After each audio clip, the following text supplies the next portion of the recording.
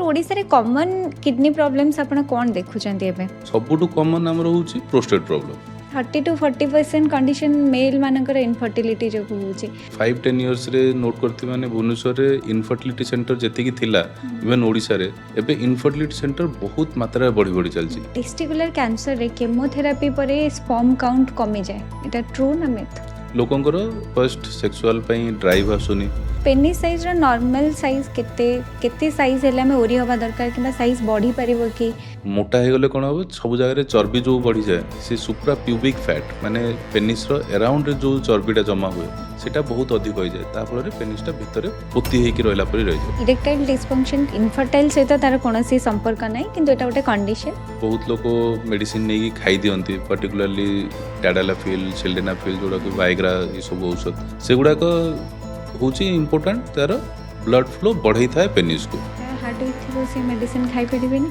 Ideally no बहुत young population कर तो हार्ट डिजीज रहूची सेटा तो होची आजकल रो असुविधा और जेतले इवन वाइग्रा आसिला इट वाज ए रिवोल्यूशन जो माने बिल्कुल सेक्स कर परनते दे कुड डू बट तार भी साइड इफेक्ट बहुत गुडा आसिला प्रोस्टेट रो अर्ली सिम्पटम्स कोन लोकन को मन थिला जे ए सब ओल्ड एज रे हुए जहाँ भी प्रॉब्लम होची एगुडा को बीमारी नुह people are not ready to accept this is a disease and can be treated से मु पानी पीवा हिसाब रे यूरिन हुए ना यूरिन हिसाब रे पानी पीवा दरकार कि आपण 3 लीटर पानी पियंतु आपण में भलो कि 5 लीटर पानी पियंतु आपण भलो सेटा नुह आपण केते यूरिन होची लूण जदी एक्सेस न होचंती तार कोन इंपैक्ट पड़े किडनी ऊपर अधिक लूण नेबा फल रे किडनी रे स्टोन भी हेबार संभावना बहुत अधिक बढ़ी जाए पेन किलर टा केते अफेक्ट करे किडनी सेटा होची सबुठु डेंजरस जिंस जोटा को किडनी को खराब करि थाए कोलथ डाली खाइले स्टोन बाहरी जाए एटा सर सत्य कोलथ पानी बहुत अधिक पीले भी ता भीतर केमिकल जोड़ा थे सेगुडा को भी स्टोन कर दे पारे अच्छा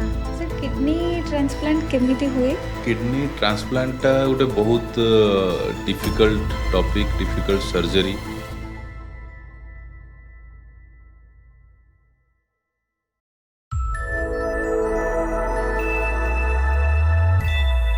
नमस्कार सर बेस्ट इन ओडिशा को आपन को स्वागत सर अपन केयर हॉस्पिटल काम करछंती बहुत ईयर हला एक्सपीरियंस हे गलानी सर ओडिसा रे कॉमन किडनी प्रॉब्लम्स अपन कोन देखुचंती एबे नमस्कार मु डॉक्टर सुमंत मिश्र मु senior consultant urologist and kidney transplant surgeon हिसाब रे एबे केयर हॉस्पिटल भुवनेश्वर रे काम करछि तो मु मोर जर्नी आरंभ हेलानी बहुत दिन है जो बेले कि मु स्टार्ट कली मोर MBBS around more than 20 years back से बेले मु बीजे मेडिकल कॉलेज पुणे रे मोर MBBS कली तो सेठी गुटे अलगा टाइप ऑफ पेशेंट सब देखिबो मिलला तापरे मु आसली ओडिशा कटक रे मोर MS इन जनरल सर्जरी करली सेठी आउथरे गुटे अलगा टाइप रो पेशेंट देखाला नेक्स्ट मोर MCH इन न्यूरोलॉजी जोटा कि Christian medical college CMC Vellore रु कली तो सेठी आउ गोटे अलगा टाइप रो पेशेंट देखाला तापरे मु आसाम रे गोटे वर्ष जे जॉब कली सेठी अलगा टाइप रो पेशेंट दिल्ली रे गोटे वर्ष थिली आंध्र रे गोटे वर्ष थिली तो सबु जगह रे जते बेले आमे जाऊ गोटे पेशेंट प्रोफाइल जोड़ा को starting from socio economical factor हो किंबा पेशेंट रो हेल्थ कंडीशन अफोर्डेबिलिटी सबु जिनिस अलगा हो जाए तो को जगह रे को कंडीशन अधिक कम सेगुड़ा बहुत फैक्टर ऊपर डिपेंड करे जेमती कि सेठीर टेम्परेचर वेदर केमती क्लाइमेट रे रहउचंती को टाइप रो वर्क करंती से माने मोस्ट ऑफ द पीपल खाइबा डाइट हैबिट केमती कोन अछि को टाइप रो लाइफस्टाइल रहउचंती को टाइप रो जॉब करूचंती सबु जिनिस ऊपर डिपेंड करे जे केमती डिजीज हुए आमे ओडिसा रे देखिबा गले मु एबे पर्टिकुलर लास्ट 5 to 6 इयर्स हे गला ओडिसा रे भुवनेश्वर रे रहला परे देखु जे केमिति किडनी रे कोन कोन मोस्ट कॉमनली डिजीज होउची किबा यूरोलॉजी रे हम जदी कहबा यूरोलॉजी प्रैक्टिस रे हम कोडा सबुठ अधिक कॉमन डिजीज देखु जे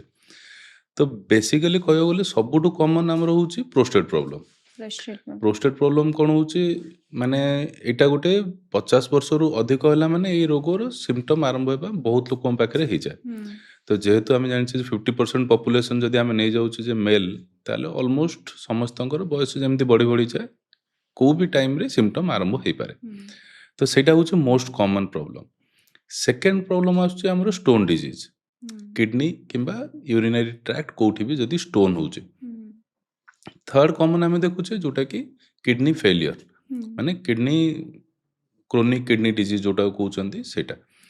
तो तीनिटा जाक मोस्ट कॉमन डिजीज जोटा रोचे आम देखुचे ग्रेजुअली बढ़ी बढ़ी जाऊे ହୁଁ जो रेंज रे आम देखुले सेटा आहुरी बढ़ी बढ़ी जाऊे कौन पे होची तार भी बहुत अलग अलग कारण अच्छी कହାର होची सेटा भी हमको बहुत डिफरेंट कैटेगरी आम देखुचे जे एई लोकंकर एटा होची सेई लोकंकर होची न होची यंग लोकंकर अलग डिजीज आसुची ओल्ड लोकंकर अलग डिजीज आसुची सब जिनस जोटा एबे आमे रिसेंटली गोटे सर्च देखा पाउचे जे यही सब जो कॉमन डिजीज छाड़ी कोटा एबे बढ़ुचे अधिक ହୁଁ ता भितर दुईटा इंपोर्टेंट डिजीज जोटा आसुची गोटे होची मेल हेल्थ उपरे जोटा कि मेल सेक्सुअल प्रॉब्लम्स गुड़ाक ହୁଁ आउ सेकेंड होची जे इनफर्टिलिटी ये ଇନଫର୍ଟିଲିଟି दुईटा बहुत रैपिडली बढ़िया चाहूँ इवेन आप देखुवे 5-10 इयर्स रे नोट करते मैंने भुवनेश्वर रे इनफर्टिलिटी सेंटर जेतिकी थिला इवेन ओडिशा रे एबे इनफर्टिलिटी सेंटर बहुत मात्रा बढ़ी बढ़ी चलची इवेन यू कैन सी जे सबू एरिया रे गोटे दुईटा इनफर्टिलिटी सेंटर थिबो तो कहीं ना एगुड़ाक रैपिडली बढ़ी बढ़ी चलची एबे तो डिजीज चेंज होची तार इन्सिडेंस प्रिवेलेंस सब बढ़ी बढ़ी चलची तो से हिसाब रे हमको देखा पड़ुची जे आगु केमती करबा। सर इनफर्टिलिटी कथा कहले आगुरी गोटे थिला कि जदि कौन प्रकार इनफर्टाइल कंडीशन आसला गोटे कपल भितर ताले गोटे वुमेन उपरे आसला आम गायनाक देखाते किंतु एबे देखछन 30-40% कंडीशन मेल मानकर इनफर्टिलिटी जो होची मेल इनफर्टिलिटी रे कौन कौन प्रॉब्लम्स आसे जेमते इरेक्टाइल डिस्फंक्शन आउ कौन कौन प्रॉब्लम्स इरेक्टाइल डिसफंक्शन और इनफर्टिलिटी दुईटा अलग अलग जिनस हो दुईटा गला अलग जिनस हाँ अच्छा माने जहाँ इरेक्टाइल डिस्फंक्शन थिबो से माने फर्टाइल हाँ फर्टिलिटी होची आपणकर सीमेन रे स्पर्म रो क्वालिटी और क्वांटिटी कौन अच्छी अच्छा सेटा होची फर्टिलिटी ऊपर डिपेंड कला सेक्सुअल जोटा होची इरेक्टाइल डिसफंक्शन सेटा होची are you able to have a good sexual intercourse okay सेटा को जोटा को इम्पोर्टेंस कहते अच्छा जदि इरेक्टाइल डिसफंक्शन हेले सेटा को इम्पोर्टेंट कहबे इम्पोर्टेंट आउ इनफर्टाइल दुईटा अलग अलग जिनस सेटा को एक्चुअली बहुत लोग से भी कन्फ्यूज हो जाती सेटा होची हमर दुईटा अलग जिनस इनफर्टिलिटी रे आमे देखुचे जे अराउंड डिवाइड करदेव जदि 1/3 जदि आमे करबा 1/3 केसेस रे आमे कहूचे जे प्योरली फीमेल कॉज थाए आउ 1/3 कॉज पेशेंट्स रे प्योरली मेल कॉज थाए इनफर्टाइल रो आउ 1/3 केस होची बोथ दुई जन जाकर भी प्रॉब्लम थाई पारे तो इफेक्टिवली जो देखिबा आमे अराउंड मोर देन 50% केसेस रे मेल प्रॉब्लम थाए 50% केसेस रे फीमेल थाए कंबाइन करदेला बेले तो से हिसाब रे आमे ऑलमोस्ट 50% लोकंकर जो माने इनफर्टिलिटी जेमति कि इनफर्टाइल कहबा काहाको आमे जदि if you are married and having a stable sexual relationship गोटे नॉर्मल सेक्सुअल रिलेशनशिप रखला परे वर्षे परे भी जदि आपनकर छुआ होउनी ताहले सेटाको आमे प्राइमरी इनफर्टिलिटी को किछि केसेस रे कार हेइथिबो आबर्षण हो जाउची 2 मास 4 मास नले आगुरु भी गोटे छुआ हेइची तापरे आउ छुआ होउनी तो सेगुडा को आमे सेकेंडरी इनफर्टिलिटी बोली कहउछु तो इनफर्टिलिटीटा बढ़ी बढ़ी चलची इवेन इरेक्टाइल डिसफंक्शन भी बढ़ी यंग पेशेंट रे भी बहुत अधिक बढ़ुचे एबे कारण तार कौन रोचे मोस्ट कॉमन आमे कारण कहबा होची स्ट्रेस स्ट्रेस स्ट्रेस इनफैक्ट आमे जो देखियो चाहिबा जे जो जो जिनिस एबे बढ़ुची सब गुड़ाकर एटा को गोटे कह जाए नॉन कम्युनिकेबल डिजीजेस बोली अच्छा तो सेई डिजीज गुड़ाक सब गुड़ाकर बेसिक फैक्टर होची stress work stress life stress पाठ पढ़ाटू आरंभ करी आमे रिलेट करि परिबा आई थिंक जो माने जेमति कहे जाय जे मिलेनियल्स वी कैन रिलेट आमो टाइम रे जो जिंस सब थिला से टाइम रे we used to have a life जे एबे किंतु 50% पॉपुलेशन कंप्लीटली जो यंगर जनरेशन अछंती either in social media mobile नहल तो they are fully busy in their work तो से जो स्ट्रेसटा रोचे लोकंकर एक तो फर्स्ट सेक्सुअल ड्राइव आसुनी से माने they are not oriented social जो नॉर्मल फिजिकली समस्त तो बुलिकी खेलिबा गोटे मिसिक रहबा से सब जिंस होई पारुनी everybody is living in a dream social life रे ही बंचुचंती तो से सब रे बहुत गुड़ाए साइकोलॉजिकल चेंजेस होची जो थ्री की इरेक्टाइल डिसफंक्शन होची आउ आपनकर लाइफस्टाइल चेंज हो जाउची ଲଙ୍ଗ୍ ନାଇଟ୍ ଯାଏଁ ଆପଣ ୱେଟ୍ କରୁଛନ୍ତି, କାମରେ ବିଜି ରହୁଛନ୍ତି, ପାଠ ପଢ଼ାରେ ବିଜି ରହୁଛନ୍ତି, ମୋବାଇଲ୍ ଦେଖୁଥାଉଛନ୍ତି, ୱାର୍କରେ ରହୁଛନ୍ତି, ତ ଯେକୌଣସି ଜିନିଷରେ ନାଇଟ୍ ଆପଣଙ୍କ ସ୍ଲିପିଂ ହ୍ୟାବିଟ୍ ଚେଞ୍ଜ ହେଇଯାଉଛି, ହୁଁ ଇଟିଂ ହ୍ୟାବିଟ୍ ଚେଞ୍ଜ ହେଇଯାଉଛି, ଜଙ୍କ ଫୁଡ୍ ଖାଉଛନ୍ତି ବହୁତ ଗୁଡ଼ାଏ, ଅନନୋନ୍ କେମିକାଲ୍ସ କ'ଣ ହେଉଛି ତା ଭିତରେ ଆମେ ଜାଣିନେ, ଷ୍ଟ୍ରିଟ୍ ଫୁଡ୍, ଏସବୁ ଜିନିଷ ଯେଉଁ ହେଉଛି ସେସବୁରେ ଆମର ଇଣ୍ଟରନାଲ୍ ବଡ଼ିର ଇକୋସିଷ୍ଟମ୍ ଚେଞ୍ଜ ହେଇଯାଉଛି। ହୁଁ ତ ଯେଉଁ ହର୍ମୋନ୍ ସବୁ ଆମର ନ୍ୟାଚୁରାଲି ଠିକ୍ ଆମାଉଣ୍ଟରେ ବାହାରିବା କଥା, ଯେ ହଁ ଆମେ ଏତିକି ବାହାରିଲେ ଆମର ସେକ୍ସୁଆଲ୍ ଡ୍ରାଇଭ୍ ଠିକ୍ ରହିବ, ଏତିକି ବାହାରିଲେ ଆମର ସିମେନ୍ସ ଆଉ ସ୍ପର୍ମାଟୋଜେନେସିସ୍ ସବୁ ଠିକ୍ ହେବ, ସେସବୁ ଆଉ ବାଲାନ୍ସ ରହୁନି। ତ ମୁଁ ଭାବିବାରେ ଯେ ଏଇସବୁ ମୁଖ୍ୟ କାରଣ ହେଉଛି ଯେଉଁଟାକ ଆଜିକାଲି ଆଫେକ୍ଟ କରୁଛି ପପୁଲେସନକୁ। ସାର୍ ତାର ଟ୍ରିଟମେଣ୍ଟ କ'ଣ? ଯେମିତି ସବୁ ଜିନିଷର ଟ୍ରିଟମେଣ୍ଟ ପାଇଁ ହେଉଛି ଯେ if you know the cause you can treat it. ହୁଁ ତ ଆପଣଙ୍କୁ କଜ୍ ଜାଣିବାର ଅଛି। ତ ମୁଖ୍ୟତଃ ହେଉଛି ଯେଉଁଟାକି ଆମେ ଆଭଏଡ଼ କରିପାରିବୁ, ଯେଉଁଟା ଆଭଏଡ଼ କରିପାରିବାନି। ହୁଁ ତ ଯଦି ଇନଫର୍ଟିଲିଟି ଆଉ ଏସବୁ ଜିନିଷରେ ହେଉଛି, ଆମେ କଜ୍ ଖୋଜିବାକୁ ଚେଷ୍ଟା କରୁ। ଇନଫର୍ଟିଲିଟିର କଜ୍ ଯେଉଁ ମେଲ୍ ଫ୍ୟାକ୍ଟର ରହେ, ସେଥିରେ କ'ଣ କ'ଣ ହେଇପାରେ? ଗୋଟେ ହେଉଛି ଅବଷ୍ଟ୍ରକ୍ଟିଭ୍, ଗୋଟେ ହେଉଛି ନନ୍ ଅବଷ୍ଟ୍ରକ୍ଟିଭ୍। ମାନେ ଆପଣଙ୍କର ଏଇଦର ଟେଷ୍ଟିସ୍ରେ ସ୍ପର୍ମ ତିଆରି ହେଉନି, ସେଇଟା ହେଲା ନନ୍ ଅବଷ୍ଟ୍ରକ୍ଟିଭ୍। ଯଦି ଟେଷ୍ଟିସ୍ରେ ସ୍ପର୍ମ ତିଆରି ହେଉଛି କିନ୍ତୁ ସେଇଟା ବାହାରକୁ ଆସିପାରୁନି, ମାନେ ତାର ରାସ୍ତାରେ କେଉଁଠି ଗୋଟେ ଜାଗାରେ ବ୍ଲକ୍ ଅଛି ଯେଉଁଥିରେ ପାଇଁ ସେ ଆସିପାରୁନି, ଏଇଟାକୁ ଫର୍ଷ୍ଟ ଆମେ ଡାଇଗ୍ନୋସିସ୍ କରୁଛେ ତାଙ୍କର ଟେଷ୍ଟିସ୍ କେମିତି ଅଛି, ହର୍ମୋନ୍ କେମିତି ଅଛି, ଆଉ ସେଇ ଚ୍ୟାନେଲଟା ଠିକ୍ ଅଛି କି ନାହିଁ, ସ୍ପର୍ମରେ କ୍ୱାଲିଟି କେମିତି ଅଛି। ଯଦି ଭଲ ଅଛି କ୍ୱାଲିଟି, ତାହେଲେ ଆମେ ତାକୁ ଇମ୍ପ୍ରୁଭ୍ କରିପାରୁ ଆଉ ମେଡ଼ିସିନ ଦେଇକି ତାକୁ ଆଗକୁ ବଢ଼େଇ ପାରୁ।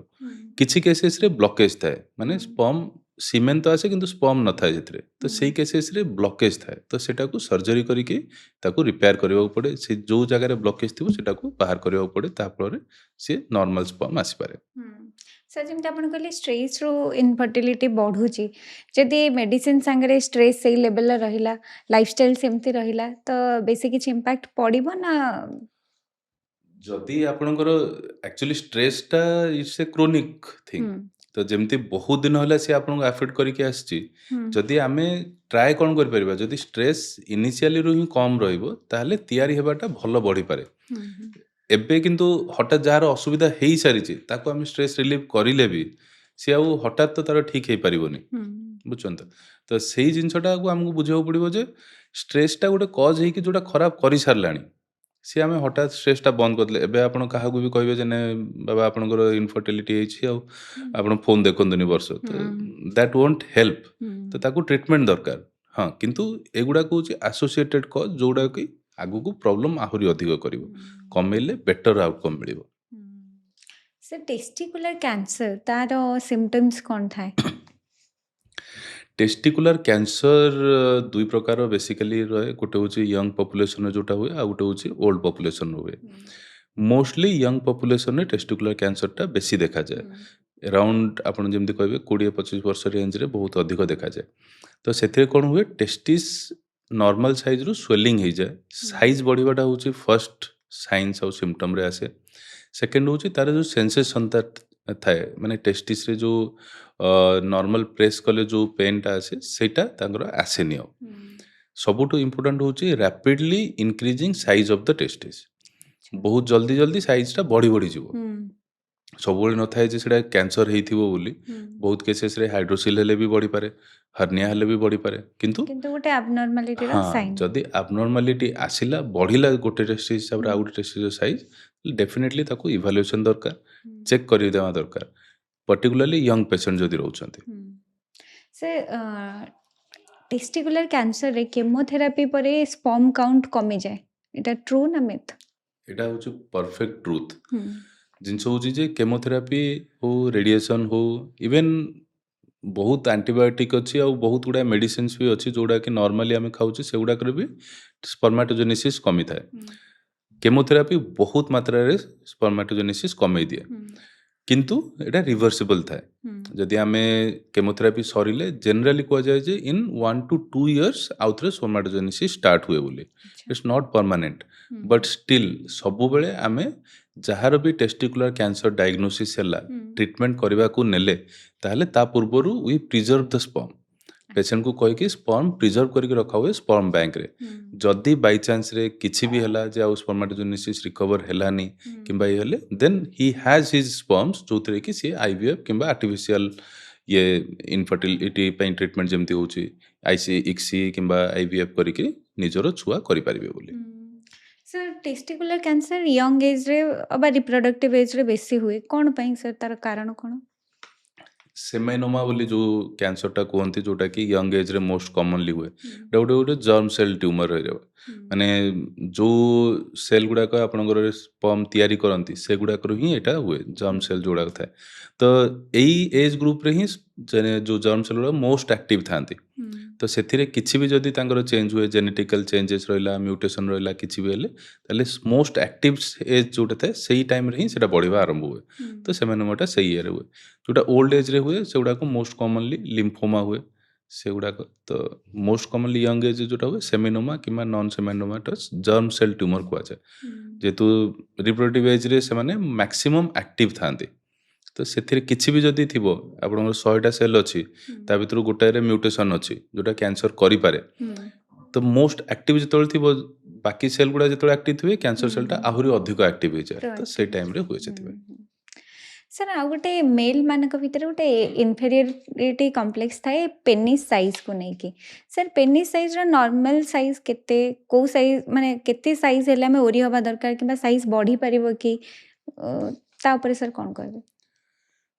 पेनाइल साइज जोटा होची सेटा गोटे एक्चुअली मिथ बही हिसाब रे हमें जो देखिबा इवन स्टैटिस्टिकली गोटे एडेक्वेट पेनाइल लेंथ जोटारे कि you are able to erection पर एबल टू पेनिट्रेट माने गोटे सैटिस्फैक्टरी सेक्सुअल इंटरकोर्स करबा पई जो पेनाइल लेंथ रा ठीक अछि सेटा एनफ जोड़ाक बहुत लोग देखुछन जे वीडियोस आउ ये सब देखला परे जे हाँ एतिकी साइज दरकार सेटा सब जेनेटिकली रेशियल वाइज सेटा अलग अलग थाए इंडियन पॉपुलेशन भितर आम देखा गले जोटा को स्ट्रेच्ड पेनाइल लेंथ बोली कह जाए जोटा कि इरेक्शन पर हुए कि जदि आम मेजर करूँ ताको स्ट्रेच करके मेजर कर एक्चुअली केते लेंथ तार अच्छी बोली सेटा जदि आमर 6 इंच मैक्सिमम रहा स्ट्रेच्ड पेनाइल लेंथ 8 ରୁ 9 सेंटीमीटर ताले सेटा पूरा एडेक्वेट तार रेंज होची 6 सेंटीमीटर रु 15 सेंटीमीटर पर्यंत जदि स्ट्रेच्ड पेनाइल लेंथ 6 सेंटीमीटर रु कम अच्छी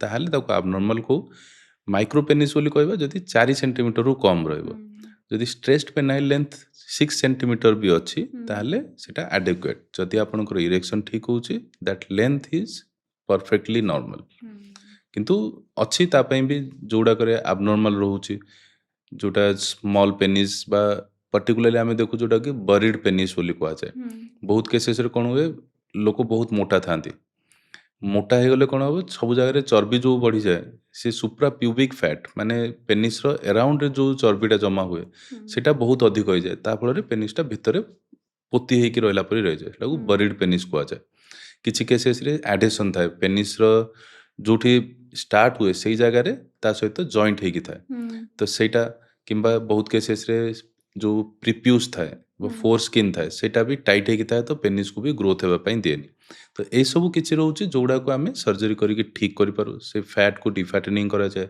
से एडेसन को बाहर करा जाए प्रिप्यूस को सर्कमसिजन करा जाए एमती बहुत सर्जरी अच्छी जोड़ा करके तार लेंथ बढ़ा जाए पारे तार कॉन्सिक्वेंसेस कौन लाइक इनफर्टाइल ओनली कॉन्सिक्वेंस ना आउ किछि नॉर्मली साइज हिसाब रे किछि भी कॉन्सिक्वेंसेस न थाए if you are able to have a purposeful intercourse ताले साइज किसी भी डिपेंड करेनि जमती कि इंडियन पॉपुलेशन रे 6 सेंटीमीटर रोची किसी कंट्री अच्छी जो मानकर आहरी छोट साइज भी नॉर्मल एवरेज पॉपुलेशन रे तो साइज हिसाब रे बहुत मैटर करेनि जदि आपण इंटरकोर्स करि पारुचंती सर किछि मेल मानकर यूरिन ने सीमेन आसे सर एटा को डिजीज रो सिम्पटम थाए एटा कोन पई आसे बहुत केसेस रे हम देखुचे जोटा सीमेन दुई प्रकार कंडीशन रे माने एबनॉर्मली जोटा आसे नॉर्मली आसे जितेबेले आपण इजाकुलेट करिवे सेतेबेले नॉर्मल सीमेन जोटा आसे सेटा होची नॉर्मल किछि केसेस रे हम देखुचे जोटा कि नाइट फॉल हुए बोली जोटा कहंती नाइट फॉल हुए माने कोन होची जोटा कि आपण सोईथिबे मॉर्निंग रे उठला बेले देखिथिबे जे पैंट रे कि किबा कोठी नाइट रे से सीमेंटा इजाकुलेट हो जाइछि आपणकर अननोन रे तार मोस्ट कॉमन कारण होची जो माने यंग पॉपुलेशन रे थांती आउ सेक्सुअली एक्टिव न थांती इधर सेल्फ प्लेजर नथिबो किंबा सेक्सुअली एक्टिव नथिबे तो यंग एज रे कोन हुए टेस्टी स्पर्म तैयारी करबा चालू रखी थाए ତ around every 120 daysରେ ପୁରା କମ୍ପ୍ଲିଟ୍ ନୂଆ ସ୍ପର୍ମ ତିଆରି ହୁଏ। ଯଦି ଆପଣ ସେକ୍ସୁଆଲି ଆକ୍ଟିଭ୍ ନଥିବେ କିମ୍ବା ମାଷ୍ଟୁର୍ବେସନ୍ କରୁନଥିବେ ତାହେଲେ ସେ ସ୍ପର୍ମଟା ଷ୍ଟୋର୍ ହେଇକି ରହେ, ଆଉ ଯେତେବେଳେ ଆପଣ ଶୋଇଥିବେ ସିଏ ଯେତେବେଳେ କଣ୍ଟ୍ରୋଲ୍ ନଥିବ ସିଏ ସେଇଟା ବାହାରିଯାଏ। ସେଥିରେ କିଛି ଅସୁବିଧା ନୁହଁ। ମୋଷ୍ଟଲି ଯେଉଁମାନେ ସେକ୍ସୁଆଲି ଆକ୍ଟିଭ୍ ଯେତେବେଳେ ହେଇଯାଆନ୍ତି ସିଏ ଅଟୋମେଟିକ୍ ବନ୍ଦ ହେଇଯାଏ, କାହିଁକିନା ଏକ୍ସେସ୍ ସ୍ପର୍ମ ଏକ୍ସେସ୍ ସିମେନ୍ ଯେଉଁଟା ଥାଏ ସେଇଟା ଆଉ ହୁଏନି। ସେକେଣ୍ଡ ଜିନିଷ ହେଉଛି ଯେ ଆପଣଙ୍କର ଯେଉଁଟା ୟୁରିନ୍ରେ ବାହାରିବା, ୟୁରିନ୍ରେ ବାହାରିବାର 2-3ଟା କାରଣ ଥାଏ। ଗୋଟେ ହେଉଛି ମୁଖ୍ୟ ଯେ ଆପଣଙ୍କର ଯଦି ୟୁରିନ୍ ଟ୍ରାକ୍ଟଟାକୁ ଆପଣ ଦେଖିବେ, ପରିସ୍ରା ଥଳି ଅଛି, ପରିସ୍ରା ଥଳିରୁ ପରିସ୍ରା ରାସ୍ତା ଯେଉଁଟା ବାହାରିଛି, ସିମେନ୍ର ଯେଉଁ ଓପନିଂଟା ଆସୁଛି ସେଇଟା ଜଷ୍ଟ ପ୍ରୋଷ୍ଟେଟ୍ର ଲୋୟର ବାଉଣ୍ଡ୍ରି ପାଖରେ ସେଠି ଓପନିଂଟା ତାର ରହୁଛି। ତ ପ୍ରୋଷ୍ଟେଟ୍ର ଆପଣଙ୍କର ଅପର ପାର୍ଟରେ ଗୋଟେ, ଲୋୟର ପାର୍ଟରେ ଗୋଟେ ସ୍ପିଙ୍କ୍ଟର ଅଛି ଯେଉଁଟାକି ଆପଣଙ୍କ ୟୁରିନ୍କୁ ହୋଲ୍ଡ କରିକି ରଖେ। ତାର କାମ କ'ଣ ହୁଏ, ଯେତେବେଳେ ଆପଣ ୟୁରିନ୍ କରିବେ ଦୁଇଟା ଯାକ ଓପନ୍ ହେବ, ହେଲେ ୟୁରିନ୍ ବାହାରିବ।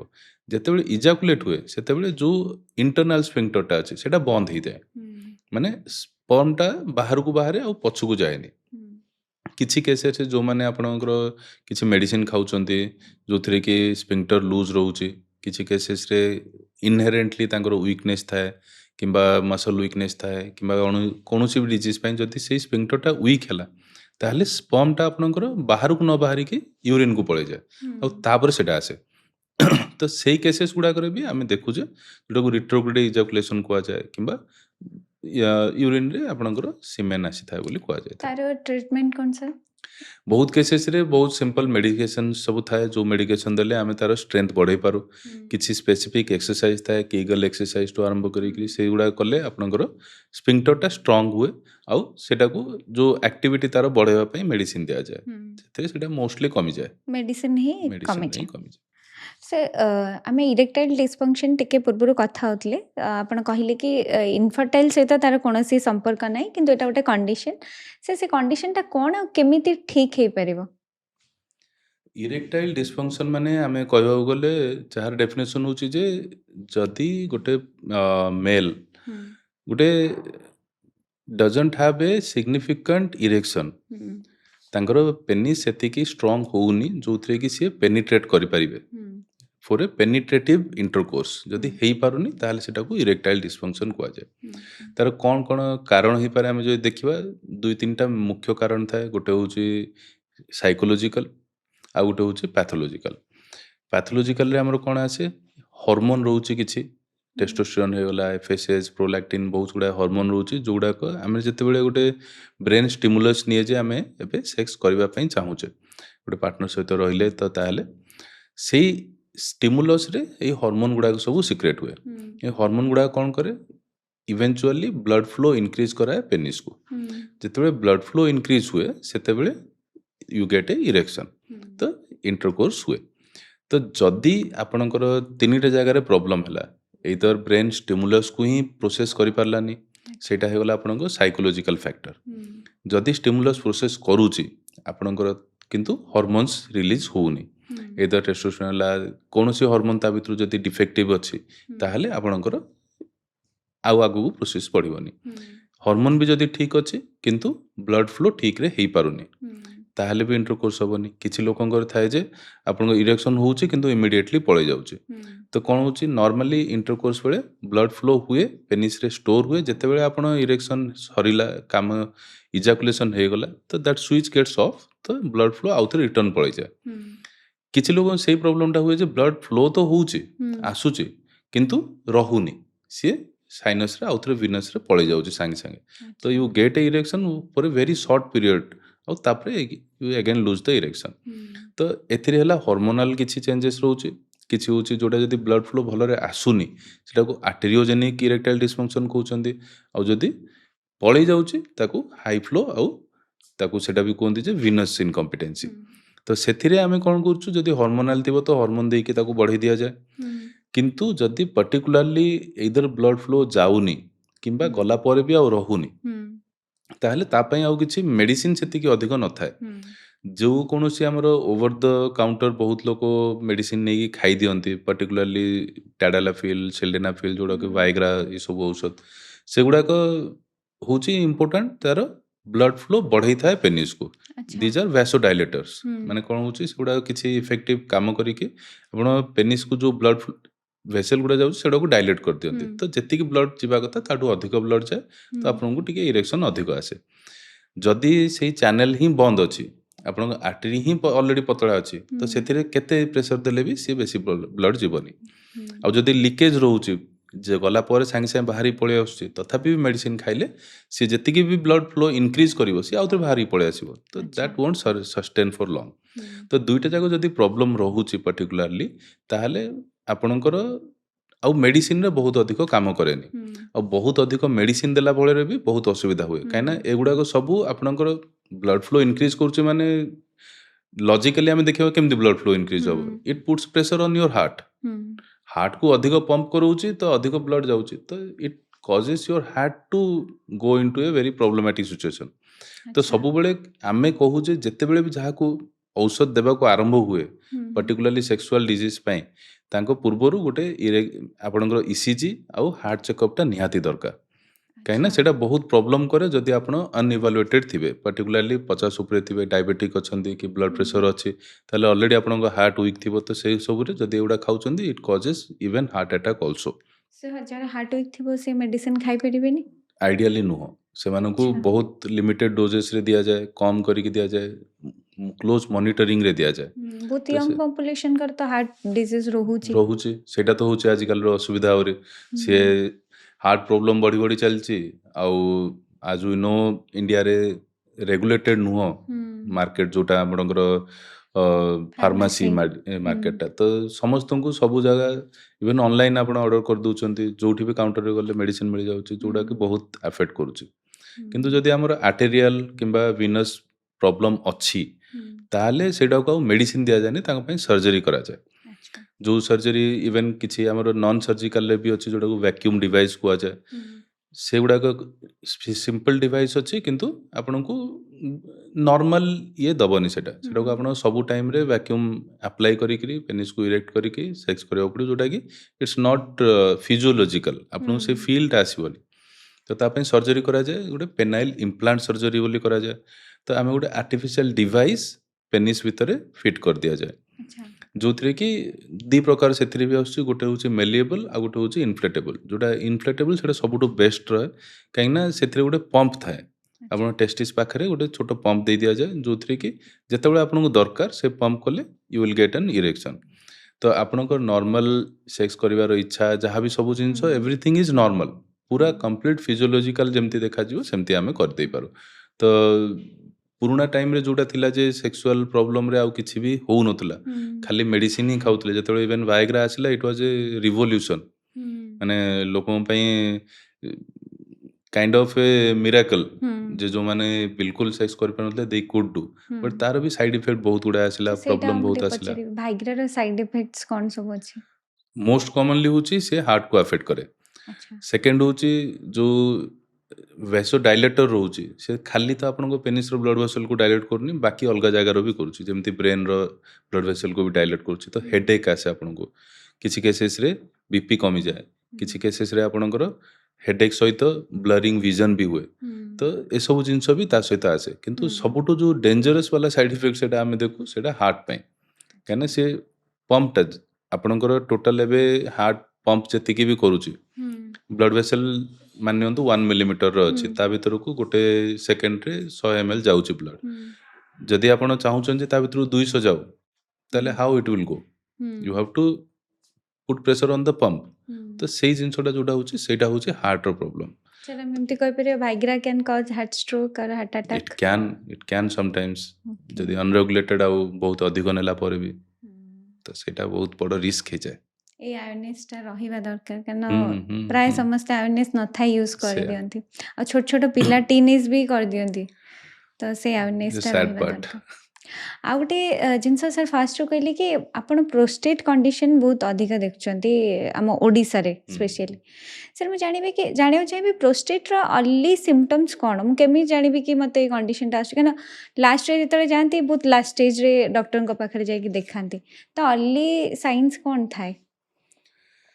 ପ୍ରୋଷ୍ଟେଟ୍ର ପ୍ରୋବ୍ଲେମ୍ରେ ଆମେ ଦେଖୁ ଦୁଇଟା ସବୁଠୁ ମୁଖ୍ୟ କାରଣ ହେଉଛି କାହିଁକି ସେମାନେ ଲେଟ୍ରେ ଆସନ୍ତି। ହୁଁ ଲେଟ୍ରେ ଆସିବାର ସବୁଠୁ ମୁଖ୍ୟ କାରଣ ହେଉଛି ଯେ it is a disease of old age. ଆମେ ହୁଁ ମେ ବି ଆକୁ କେତେ ବି କହିବା ଯେ ଆକ୍ସେପ୍ଟ କରିବାନି, ହୁଁ ବଟ୍ ଏଇଟା ହ୍ୟୁମାନ୍ ଟେଣ୍ଡେନ୍ସି ଯେ ଆପଣ ଗୋଟେ ଛୁଆକୁ ଯେତିକି କେୟାର ନେଉଛନ୍ତି ତାଙ୍କର ସବୁ ଜିନିଷକୁ, ଯଦି ଆପଣ ଗୋଟେ 2 ବର୍ଷ 5 ବର୍ଷ 10 ବର୍ଷ ଛୁଆ ଅଛି, ସେ କେଉଁଠି ବି ଚୁଣ୍ଟିଗଲା ପଡ଼ିଗଲା ଯାହା ବି ହେଲେ ତାକୁ ଯେତିକି କେୟାର ନେଉଛନ୍ତି, ହୁଁ ଆପଣ ଗୋଟେ 60-65 ବର୍ଷର ନିଜର ପ୍ୟାରେଣ୍ଟସ୍କୁ ସେତିକି କେୟାର ନିଅନ୍ତିନି। ନିଅନ୍ତିନି। ହୁଁ କାହିଁକିନା ସେଇ ଟେଣ୍ଡେନ୍ସିଟା ଆମର ସେମିତି ହିଁ ଅଛି। ହୁଁ ତ ଫର୍ଷ୍ଟ ହେଉଛି ଯେ 60 ପରେ ପିପଲ୍ ଆର୍ ଗେଟିଂ ନେଗ୍ଲେକ୍ଟେଡ୍। ହୁଁ ଫର୍ଷ୍ଟ ଛୁଆ ପିଲା ସମସ୍ତେ ସେମାନେ ଯିଏ ଯାହାର କାମରେ ବିଜି ରୁହନ୍ତି, ହୁଁ ତାଙ୍କ ଛୁଆ ପାଇଁ ଟାଇମ୍ ଦିଅନ୍ତି କିନ୍ତୁ ପ୍ୟାରେଣ୍ଟସ୍ ପାଇଁ ସେତିକି ଟାଇମ୍ ଦିଅନ୍ତିନି। ହୁଁ ସେକେଣ୍ଡ ଜିନିଷ ହେଉଛି ଏବେ ଧୀରେ ଧୀରେ ଆୱାରନେସ୍ ବଢ଼ିଲାଣି।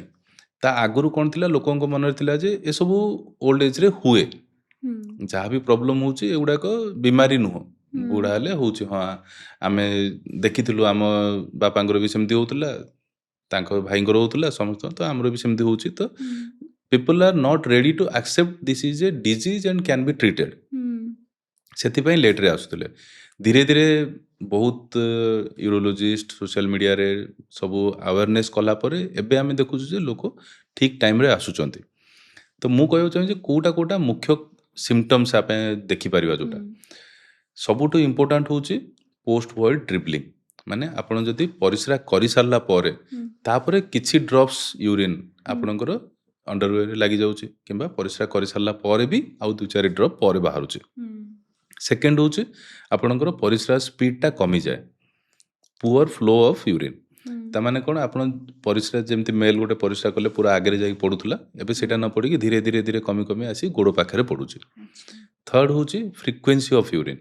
ହୁଁ ମାନେ ଆପଣ ପରିସ୍ରା ବାରମ୍ବାର ଲାଗିବ, ଦିନ ଟାଇମ୍ରେ ବି ଆଉ ରାତିରେ ବି।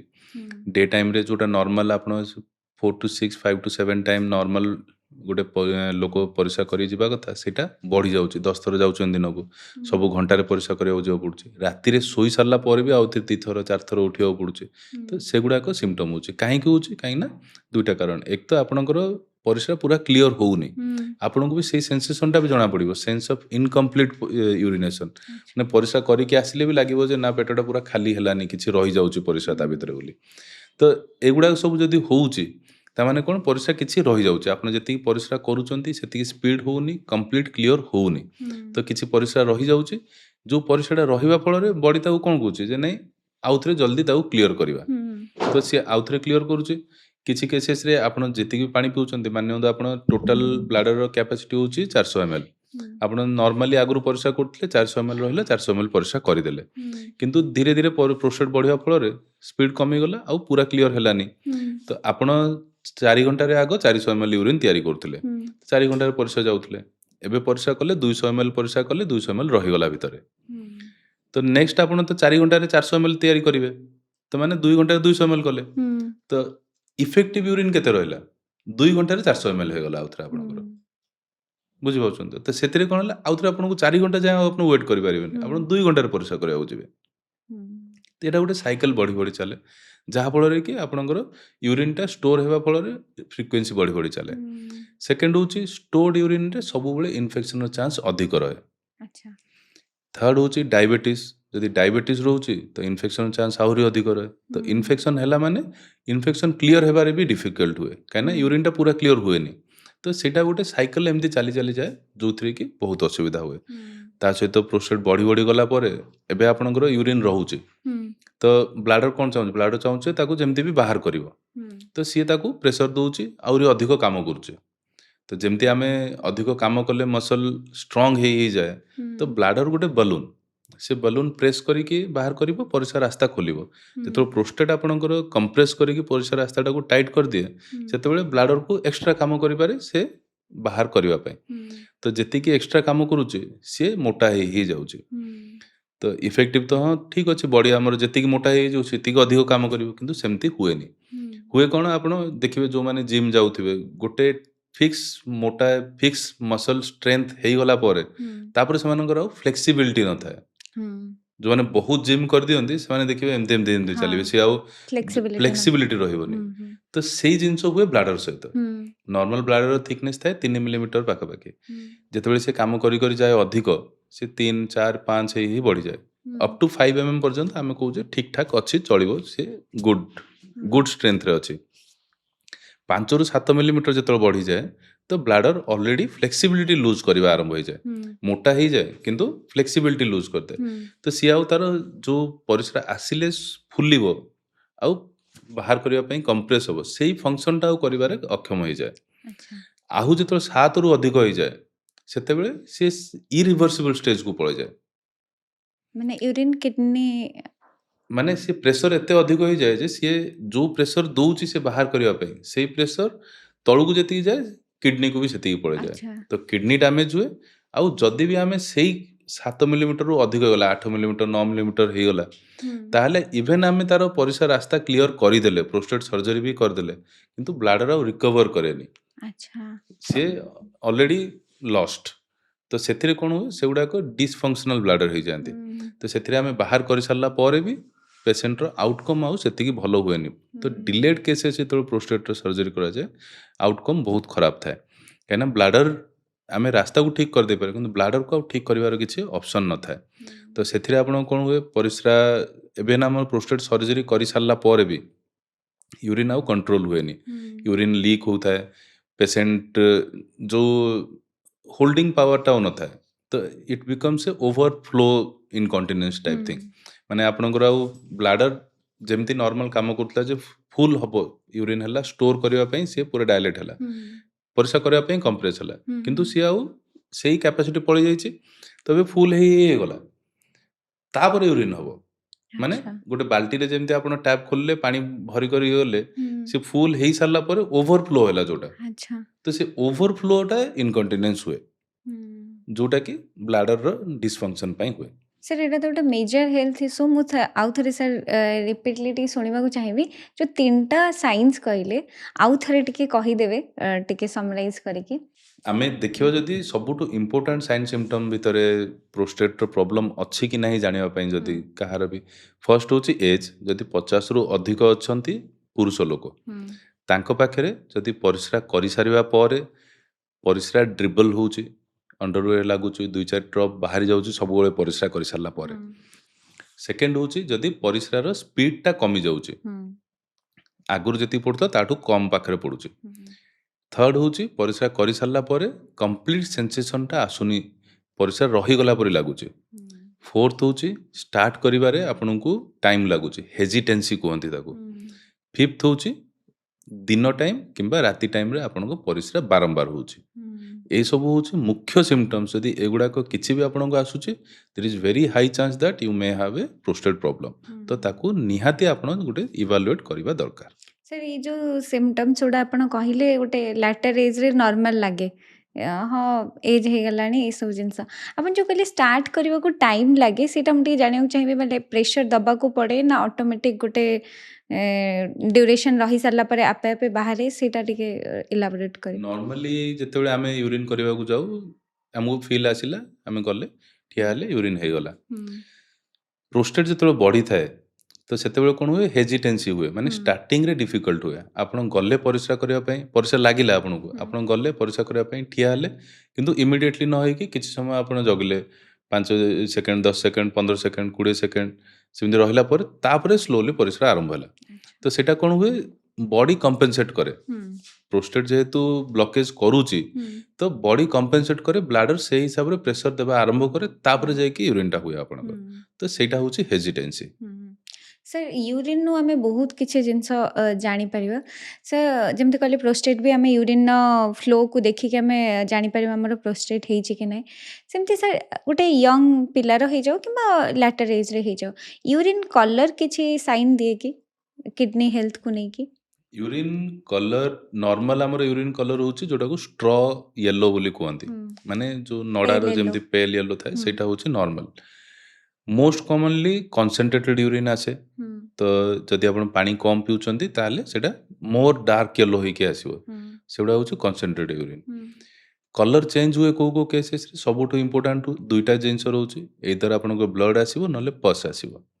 तो जदि ब्लड आसीबो सेटा रेड कलर यूरिन आसे जोटा को हेमाचुरिया बोली कहते तार बहुत डिफरेंट कजेस अच्छी जमती सबुठु ड्रेडेड माने कज आमे जोटा भाबे सेटा होची ब्लाडर रो कैंसर ब्लाडर कैंसर रे मोस्ट कॉमन कज होची आपनकर ब्लड आसीबा यूरिन रे सेकेंड होची आपनकर प्रोस्टेट पई यूरिन इन्फेक्शन पई स्टोन पई एमती बहुत कारण पई आसी पारे किंतु आमे मोस्ट वरीड थाउ जदि 35 एज रु अधिक अछि किंबा स्मोकिंग रो हिस्ट्री अछि ताहाले कैंसर हेबार परिस्रा थळीर चांसेस बहुत अधिक थाए तो ताकू रूल आउट करबा निहाती दरकार सेकेंड होची पस आसुची कि नाही माने यूरिन रे व्हाइटिश कलर रो आसुची व्हाइट कलर रो आसीबार दुई तीनटा कारण थाए जेमति पेजुआ कलर रो यूरिन आसुची जदि एइदर पस आसी पारे नहले फॉस्फेट्स आसी पारे नहले आपनकर प्रोटीन किंबा फैट आसी पारे तो जोटा को काइलुरिया कहती प्रोटीन यूरिया कहती ए सब जिनस सबु गुड़ाक आबनॉर्मल माने जदि आपनक पेल येलो किंबा dark yellow even concentrated urine को आमे आबनॉर्मल कहूनु जो माने कम पानी पियंती खरार बुलिक आसिले तो से कनसेंट्रेटेड यूरिनटा आसे सेटा डार्क येलो हेले भी नॉर्मल तो किंतु जदि एई सब जिनस आसिला एगुड़ाक आबनॉर्मल और आकु निश्चित इवालुएशन और ट्रीटमेंट दरकार कहना एगुड़ा किडनी को कोठना कोठी अफेक्ट करूची कोठना कोठी प्रॉब्लम अछि सेति पय सब होउची किछि लोकंकर देखिबे पूरा कहउथिबे पेज परी पूरा चेका चेका धळा चेका हेकी बाहरुची अच्छा सेगुड़ा को फैट आसे सेटा को काइलुरिया कहती पर्टिकुलाली आम देखिए बरहमपुर आउ से सब साइड रे जो माने फाइलेरिया एंडेमिक जगह जो गुड़ाक एबे तो बहुत फाइलेरिया रो सब वैक्सीनेशन ड्राइव करके टैबलेट देकी सब कमिलानी किंतु जो माने फाइलेरिया थाए से एंडेमिक एरिया रे लिम्फेटिक लीक हुए लिम्फेटिक रे फैट सब लीक हेकी सेगुड़ाक यूरिन रे आसे पूरा धुआं परी देखा पूरा पेजुआ कलर पूरा टिपिकल जोड़ा कहे से गुड़ाक नॉले से गुड़ा जमिकी चेका चेका होकर भी बाहर तो से गुड़ाक भी बहुत गुड़ा प्रॉब्लम रहे बहुत केसेस रे यंग पेशेंट रे भी आमे देखू प्रोटीन भी बाहर बहुत प्रोटीन यूरिया भी बहुत प्रॉब्लम करे सर आपण कहले कि कनसेंट्रेटेड येलो बा डार्क येलो जदि आसछि सेटा नॉर्मल कि जदि कंटिन्यूअस जनकर डार्क येलो आसछि किंबा कनसेंट्रेटेड येलो आसछि कम पानी पिउछि सेटा किडनी हेल्थ ऊपर अफेक्ट करिवो कि डेफिनेटली आमे होची एडेक्वेट किडनीटा गोटे फिल्टर जेतेबेले ताको आमे एडेक्वेट अमाउंट रो पानी देबा दरकार तो एडेक्वेट अमाउंट आमे कोन कहू जदि आपनकर अराउंड 2 लीटर 1.8 रु 2 लीटर यूरिन जदि होउची तापै जति कि आपण पानी पिउछंती सेटा होची आपण पय एडेक्वेट हाइड्रेशन तो सेटा होची जे आपण कोन काम करूछंती को सिनेरियो रे रहउछंती सर एटा टिके मु बुझिबा को चाहिबे आपण कहले 1.8 रु 2 लीटर यूरिन जदि आपनकर होउची ताहले आपण एडेक्वेट पानी पिउछंती से मु पानी पीवा हिसाब रे यूरिन हुए ना यूरिन हिसाब रे पानी पीवा दरकार आपण जति पानी पीबे सेटा ही यूरिन है कि हां बाहर हां हां आमे जति कि लिक्विड नौचे फ्लुइड्स जहाँ भी जाऊचे आम भीतर को खाली तो पानी नुह पानी सहित चा गला आप जहाँ भी किसी खाले खाद्य भी पानी अच्छी से सब मिसेकी जोटा पानी गला सेटा को सब ब्लड को जाए सेटा ब्लड रे फिल्टर होकर आपनकर यूरिनटा तैयारी हुए खाली सेतिक नहीं ता सहित आपनकर इनसेंसिबल वाटर लॉस भी अच्छी जोड़ा कि जमती आपण एबे स्किन रू बहुत गुड़ाए जो झाड़ होइकी परस्पिरेशन होइकी सेति आपण देखिबे खरा दिने कम यूरिन हुए शीत दिने अधिक यूरिन हुए सेकेंड होचे आपनकर निश्वास नेला बेले भी लंग्स रे भी बहुत गुड़ाए पानी बाहर को बाहर थाए सेकेंड सलाइवा एमती बहुत जगह अच्छे जो कि आमर इनसेंसिबल वाटर लॉस हुए तो almost 400 to 500 ml insensible water loss हुए आमर दिन को तो ता सहित आमर किडनी फिल्टर करके जोटा यूरिन बनइबो सेटा बॉडी वेट हिसाब रे जदि आमे एवरेजली नेबा गोटे 68 किलोस रो पर्सन ताहाले तार 1.8 लीटर रो यूरिन हेबा दरकार तो 1.8 लीटर यूरिन जितेबाला होउची तापई आमे केते पानी पीबा तो अराउंड आउ 500-600 एक्स्ट्रा तो 2.5 लीटर पाखापाखि जदि पिउचे आमे ताहले यू आर एडेक्वेट जदि गोटे नॉर्मल एटमॉस्फियर रे अछंती तो सेतिमे आमे काहू कोनजी काहू 2 लीटर टा ठीक कि आपण 3 लीटर पानी पियंतु आपण भलो कि 5 लीटर पानी पियंतु आपण भलो सेटा नुह आपण केते यूरिन होउची से हिसाब रे जदि जणे मैनुअल लेबरर अछि जे सबुदिन खरारे इटा बोहिकी नहीं गला घर काम करुच्ची खरारे रहला सीए जेतिकी तार स्वेटिंग रे बाहर फ्लूइड लॉस हम ताकू रिप्लेस करने पड़ो जड़े ए कुक अच्छी जे दिन सारा ठिया होकर रसगोला तैयारी करुच्ची कि रोसई करुच्ची ତାର ଗରମ ପାଇଁ ସେତିକି ଇନସେନ୍ସିବଲ୍ ୱାଟର ଲସ୍ ହେଉଛି, ଝାଳରେ ସେତିକି ଅଧିକ ବାହାରି ଯାଉଛି। କିଏ ଜଣେ ଅଛି ଯିଏ ସକାଳୁ ଯେମିତି ଆମମାନଙ୍କୁ ନେଇଗଲେ, ସକାଳୁ ଉଠିଲେ ଏସିରେ ଗାଡ଼ିରେ ବସିକି ଗଲେ, ଅଫିସ୍ ଯାଇକି ଏସିରେ ରହିଲେ, ଆଉଥରେ ଏସିରେ ଆସିଲେ, ଆଉଥରେ ଏସିରେ ରହିଲେ। ଇନସେନ୍ସିବଲ୍ ୱାଟର ଲସ୍ ସବୁଠୁ ମିନିମାଲ୍। ଆମ ପାଇଁ କମ୍ ପାଣି ହେଲେ ବି ୟୁରିନ୍ ସେତିକି ଆମାଉଣ୍ଟର ହେଇଯିବ। ତ ସବୁବେଳେ ଆମେ କହୁଛେ କେତିକି ପାଣି ପିଇବେ ବୋଲି ଯେତେବେଳେ ଆମକୁ ପେସେଣ୍ଟ ପଚାରନ୍ତି, ଆପଣ ନର୍ମାଲ ଆକ୍ଟିଭିଟି କଲାବେଳେ ଯେମିତି ବଞ୍ଚୁଛନ୍ତି ସେମିତି ବଞ୍ଚିଲା ଟାଇମ୍ରେ 2 ଦିନ 3 ଦିନ ମେଜର କରନ୍ତୁ ୟୁରିନ୍ ଆପଣଙ୍କର କେତେ ହେଉଛି, ଟୋଟାଲ ଆମାଉଣ୍ଟଟା ମେଜର କରିବେ। ଆଜି ସକାଳ 6ଟାରୁ କାଲି ସକାଳ 6ଟା ପର୍ଯ୍ୟନ୍ତ ମେଜର କରିବେ କେତେ ୟୁରିନ୍ ହେଉଛି। ଯଦି ସେଇଟା 1.5 ଲିଟର ହେଉଛି ଆଉ ଟିକେ ବଢ଼େଇବେ ୟୁରିନ୍, ପାଣି ପିଇବା ଆଉ ଟିକେ ବଢ଼େଇବେ, ତାକୁ ଆରାଉଣ୍ଡ 2 ଲିଟର 1.8 ଟୁ 2 ଲିଟର ପର୍ଯ୍ୟନ୍ତ ଆଣିବା ପାଇଁ ଆପଣ ଆକ୍ଚୁଆଲି କେତେ ପାଣି ପିଇଲେ ହେଉଛି ସେଇଟା ଆପଣ ଡିସାଇଡ୍ କରିବେ। That is your adequate. ତାଠୁ 200-300 ଏପଟ ସେପଟ ହେଲେ ଚଳିବ। ସାର୍ ମୁଁ ଟିକେ ଇଣ୍ଟରପ୍ଟ କରିବି। ଜଣେ ୟୁରୋଲୋଜିଷ୍ଟଙ୍କ ଠାରୁ ମୁଁ ଶୁଣିଥିଲି କି ଯଦି ଆପଣ ଗୋଟେ ଥର ୟୁରିନ୍ ଯାଉଛନ୍ତି, ୟୁରିନେଟ୍ କରୁଛନ୍ତି, ସେଇଟା ଆପଣ କାଲକୁଲେଟ୍ କରିବେ। ଯଦି ସେଇଟା 500 ml ବାହାରୁଛି ତାର 4 ଗୁଣା ବା 2 ଗୁଣା, ମୁଁ ଟିକେ ଭୁଲି ଯାଉଛି, ସେଇ ଅନୁସାରେ ଆପଣ ପାଣି ପିଇବେ। ଏଇ ଥିଓରିଟା ସାର୍ କ'ଣ କେମିତି? ସେଇଟା ମୁଁ ତ ସେଇଟାକୁ କହିବିନି, କାହିଁକିନା ଆପଣ କିଡନୀ ଫିଲ୍ଟର କରିଦେଲା, ଆପଣ ଗୋଟେ ଥରର କେମିତି ନେବେ? ଯଦି ଏଇ 2-4 ଘଣ୍ଟାରେ ମୁଁ 1 ଲିଟର ପାଣି ପିଇଛି, କିମ୍ବା ଯେଉଁ ଟାଇମ୍ରେ ମୁଁ ରିପ୍ରେଜେଣ୍ଟେଟିଭ୍ ଯେଉଁ ଟାଇମ୍ରେ ନେଲି ସେତେବେଳେ ମୁଁ 200 ml ପାଣି ପିଇଛି, ତାହେଲେ ୟୁରିନ୍ ସେଇଟା ଆସିନି। ତ ଆଇଡ଼ିଆଲି ହେଉଛି ଯେ ଆପଣ ପର ଡେ 24 ଆୱାର୍ସରେ କେତେ ନେଉଛନ୍ତି। ଆଉ ସେଇଟା ବି ଆମେ ସିଙ୍ଗଲ ଡେର କହୁନୁ, ଆମେ କହୁଛେ ନର୍ମାଲ ଆକ୍ଟିଭିଟି ସହିତ ମିନିମମ୍ 2 to 3 ଡେଜ୍ର ମେଜର କରନ୍ତୁ। ଗୋଟେ ଦିନ କହିଲେ ଆପଣ ଆଜି ସଣ୍ଡେରେ ଅଛନ୍ତି, ଆଜି ମେଜର କରିଦେଲେ, ଆପଣ ଘରେ ଅଛନ୍ତି, ଯେତିକି ପାଣି ପିଇବା କଥା ସେତିକି ପିଇ ଦେଇଛନ୍ତି, ଅଧିକ ପିଇ ଦେଇଛନ୍ତି। ତ ସେଇ ହିସାବରେ ଆପଣ ଦେଖିଲେ ଯେ ନାଇଁ ମୁଁ ଆଜି ସଣ୍ଡେରେ ଘରେ ଥିଲି, ମୋର 2 ଲିଟର ପରିସ୍ରା କି 2.5 ଲିଟର ହେଇଯାଉଛି, 3 ଲିଟର ପାଣି ପିଇଛି, ତ ଆପଣ କମେଇଦେଲେ ସେଟାକୁ 2 ଲିଟର କରିଦେଲେ। କିନ୍ତୁ କାଲି ଆପଣ ବାହାରେ ବୁଲୁଛନ୍ତି ଯେଉଁ ନର୍ମାଲ କାମ କଲାବେଳେ, ତ ସେତେବେଳେ ତ ଆପଣଙ୍କର ଆଉଥରେ କମିଗଲା, ତ ଆପଣ ଇନଟେକ୍ ହିସାବରେ ଆଉଥରେ କମିଯିବ। ତ ସେଇଟାକୁ ଆପଣ ଆଭରେଜଲି ବାଲାନ୍ସ କରିବେ, 2-3 ଦିନର ଦେଖିବେ ଆଭରେଜ କେତେ ଆସୁଛି, ତ ସେଇ ହିସାବରେ ୟୁରିନ୍ ୱାଟର ଇନଟେକ୍ଟା କରିବା ଦରକାର। ଆଭରେଜ 2 ଲିଟରରୁ 2.5 ଲିଟର ପାଣି ପିଇଲେ ଆମ ପାଇଁ ଏନଫ୍। ଗୋଟେ ଯଦି Almost. ନିଆଯିବ ସମସ୍ତଙ୍କ ପାଇଁ, ପରସେଣ୍ଟ ଟୁ ପରସେଣ୍ଟ ତ ଭ୍ୟାରି କରେ। ଆଉ ଗୋଟେ ସାର୍ କହିବି, ଗୋଟେ ୟୁରିନ୍ର ସ୍ମେଲରୁ ବି ବହୁତ ଜିନିଷ ଜଣାପଡ଼ିଯାଏ। ସେ ସ୍ମେଲଟା କେମିତି ହେବା ଦରକାର, କେଉଁ ସ୍ମେଲରୁ କେଉଁ ଡିଜିଜ୍ର ସିମ୍ପଟମ୍ସ ଜଣାପଡ଼ିଯାଏ? ୟୁରିନ୍ର ଗୋଟେ ଟିପିକାଲ ସ୍ମେଲ୍ ଥାଏ, ସେଇଟା ହେଉଛି ନର୍ମାଲ ୟୁରିଆର ଯେଉଁ ସ୍ମେଲ୍ଟା ଥାଏ ସେଇଟା ୟୁରିନ୍ର ସ୍ମେଲ୍ ଥାଏ। ଫ୍ରେଶ୍ ୟୁରିନ୍ରେ ଜେନେରାଲି ସ୍ମେଲ୍ ହୁଏନି।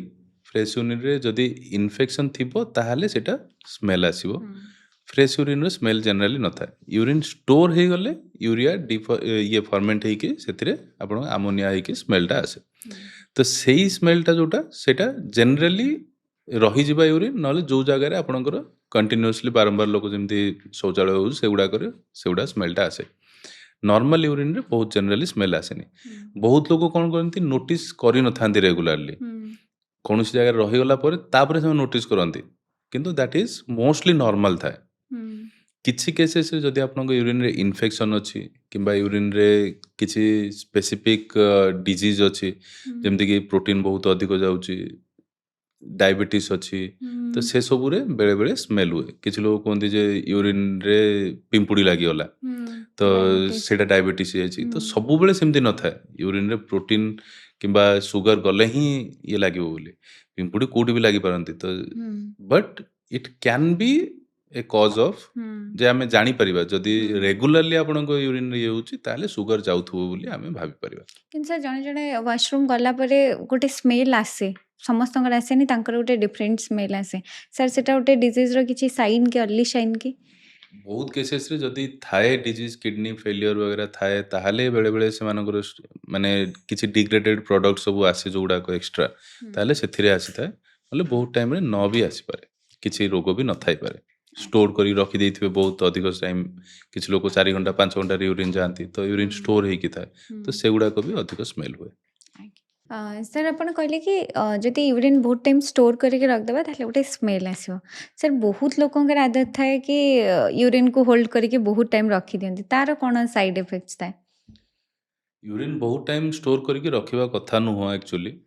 ଯେମିତି ମୁଁ ଆପଣଙ୍କୁ କହିଲି ବ୍ଲାଡରର ଆପଣଙ୍କର ଗୋଟେ କ୍ୟାପାସିଟି ଅଛି, ବହୁତ ଅଧିକ ଟାଇମ୍ ଷ୍ଟୋର କରିକି ଜାଣତରେ କିମ୍ବା ଅଜାଣତରେ ଯଦି ଆପଣ ରଖୁଛନ୍ତି ताहले कौन होची से ब्लाडर टाको एक्स्ट्रा स्ट्रेच करी जाउची तो तार से इलास्टिसिटीटा कमी कमी जाए आपणकर ब्लाडर बहुत लोक जमी प्रोस्टेट पाई भी बहुत लोक आसन जो माने कि क्रोनिक ऑब्स्ट्रक्शन थाए किंबा जो मानकर न्यूरोजेनिक ब्लाडर थाए स्पाइनल कॉर्ड इंजुरी हो गला कि स्पाइनल कॉर्ड सर्जरी हो गला स्ट्रोक पर तो नर्व रो कनेक्शन सब कटि जाए ब्लाडर को तो से कौन हुए सी ब्लाडरटा एक्स्ट्रा फुली फुली जाए आपको सेंसेसन आसेंती माने आसेनी जे यूरिन करने किंतु यूरिन तो आसूची से ब्लाडर फुली फुली जाए से कौन ब्लाडर आहरी खराब हो जाए तो बेसी नॉर्मल आमर गोटे नॉर्मल पर्सन रो ब्लाडर कैपेसिटी होची 300 to 500 ml तो जदि सेही रेंज रे आमे रखुचे ताले इट्स वेल एंड गुड जोथरे कि ब्लाडर एडेक्वेट काम करे जे नॉर्मल ओपनिंग हला और नॉर्मल क्लोजिंग करि पारुची बोली ताडू जेति कि आमे बढ़ई बढ़ई जिबा बढ़ी तो जीव किंतु दैट विल अफेक्ट ब्लाडर्स मसल तो धीरे धीरे से खराब काम करी जीव तापर तो से आम सब कहूँ 300 ରୁ 500 ml पाखापाखि यूरिन जदि आपंकर होची गोटे थर दैट इज से ही टाइम रखु ताठू अधिक रखिकी 1 लीटर से टाइप रखंतुनी बोली सर आउ किछि जनकर प्रॉब्लम थाए बहुत अधिक यूरिन यूरिन माने यूरिनेशन लागे माने टिके टिके होल्ड करि पारंतिनी गोटे प्रकार लोक थांती बहुत टाइम होल्ड कर दियंती गोटे प्रकार लोक थांती होल्ड करि पारंतिनी लागिला माने से माने जिबे से सेटा कोन गोटे डिजीज ना कोन कंडीशन ये कंडीशन टाको आमे को अर्जेंसी आउ किछि लोकंकर जोटा कि अतर्छा लागू लागू यूरिन लीक भी हो जाए लीक भी हो जाए ताको अर्ज इनकंटिनेंस बोली कुआ जाए तो सेथिरे कोन हुए आपणकर किछि डिजीज पई भी हुए किछि आपणकर बिहेवियरल पई भी हुए तो सेथिरे कोन हुए आपणकर ब्लाडर टा जेतिकी होल्ड करि परिबा कथा सेतिकी करि पारेनी एइदर आपणकर प्रोस्टेट पई हो यूरिन इन्फेक्शन पई हो किंबा न्यूरोलॉजिकल कॉजेस हो डायबिटीज हो तो ए सब कौन करे ब्लाडर को इरिटेट कर दिया तो यहाँ इरिटेबल ब्लाडर हो जाए आउ किसी केस जोड़ा एगुड़ा सब न थाए तथापि ब्लाडर ओवर एक्टिव होची ताकू ओवर एक्टिव ब्लाडर बोली कुआ जाए तो यही सब कंडीशन को नॉर्मल जो आपको कहली 300 ରୁ 500 रखी पारिबो सेटा ब्लाडर रखी पारेनी तो यूरिन आसिले इन्फेक्शन रे कोन हुए इन्फेक्शन रे यूरिन इन्फेक्शन हो गला तो बॉडी चाहे जे ताकू जल्दी बाहर करबा पई तो that is a defence mechanism आपणकर आखिरी इन्फेक्शन लुह होइक बाहरला पेटर इन्फेक्शन स्टूल है वोमिटिंग है से टाइप रो यूरिन रे भी इन्फेक्शन है बॉडी ताकू क्लियर करिया चाहे सेटा बारंबार से अर्जेंसी करे जल्दी जल्दी ताकू बाहर कर बोली किंतु जदि सेगुड़ा नथिबो ताले डायबिटीज रे कोन हुए डायबिटीज रे आपणकर माइक्रो एंजियोपैथी हुए माइक्रो न्यूरोपैथी हुए जो छोट छोट वेसल गुड़ा जाउची छोट छोट नर्व गुड़ा जाउची ब्लाडर को सेगुड़ा खराब हो जाए तो सेथिरे कोन हुए ब्लाडर तार जिनस जोड़ा फंक्शन एक्टिविटी कमे दिए सेटा को डायबिटिक सिस्टोपैथी बोली कहते प्रोस्टेट हो गला तो प्रोस्टेट हेले कौन हम सी आप ऑब्स्ट्रक्शन क्लियर करने आपको जोटा बुझेली से बारंबार ताको बाहर करने कौचे आउ प्रोस्टेट एनलार्ज रे गोटे थाए मीडियन लोब जोटा गोटे थाए प्रोस्टेट दुई साइड रे जोटा बढ़ी करे से लैटरल लोब थाए गोटे मीडियन लोब थाए से मीडियन लोब जो ब्लाडर भीतर को पुश करके रहे सी ब्लाडर को इरिटेट करे सेकेंड हूँ प्रोस्टेट पाई जो यूरिनटा स्टोर होकर रही जाऊँगी भितर सेटा भी ब्लाडर को इरिटेट करे कंटिन्यूअसली इन्फेक्शन भी बारंबार हुए तो सेटा भी इरिटेट करे ब्लाडर को कंटिन्यूअसली तो ब्लाडर जी इरिटेट हम से ओवर एक्टिव हम ओवर एक्टिव हेल्ले कौन हम अल्प टिके भी एक्टिविटी है सी अर्जेंटली बाहर करने चाहिए आउ सेटा जदि आप इमिडिएटली न गले सी लीक हो जाए तो एगुड़ाक हूँ बहुत गुड़ाए कारण पाई था जदि कौन सी कारण आमको न मिलला तथापि होउची ताले सेटा को ओवर एक्टिव ब्लाडर बोली कुआ जाए किछि प्रॉब्लम ना सेटा भी गोटे डिजीज तो सब गुड़ा को डिजीज पई होउची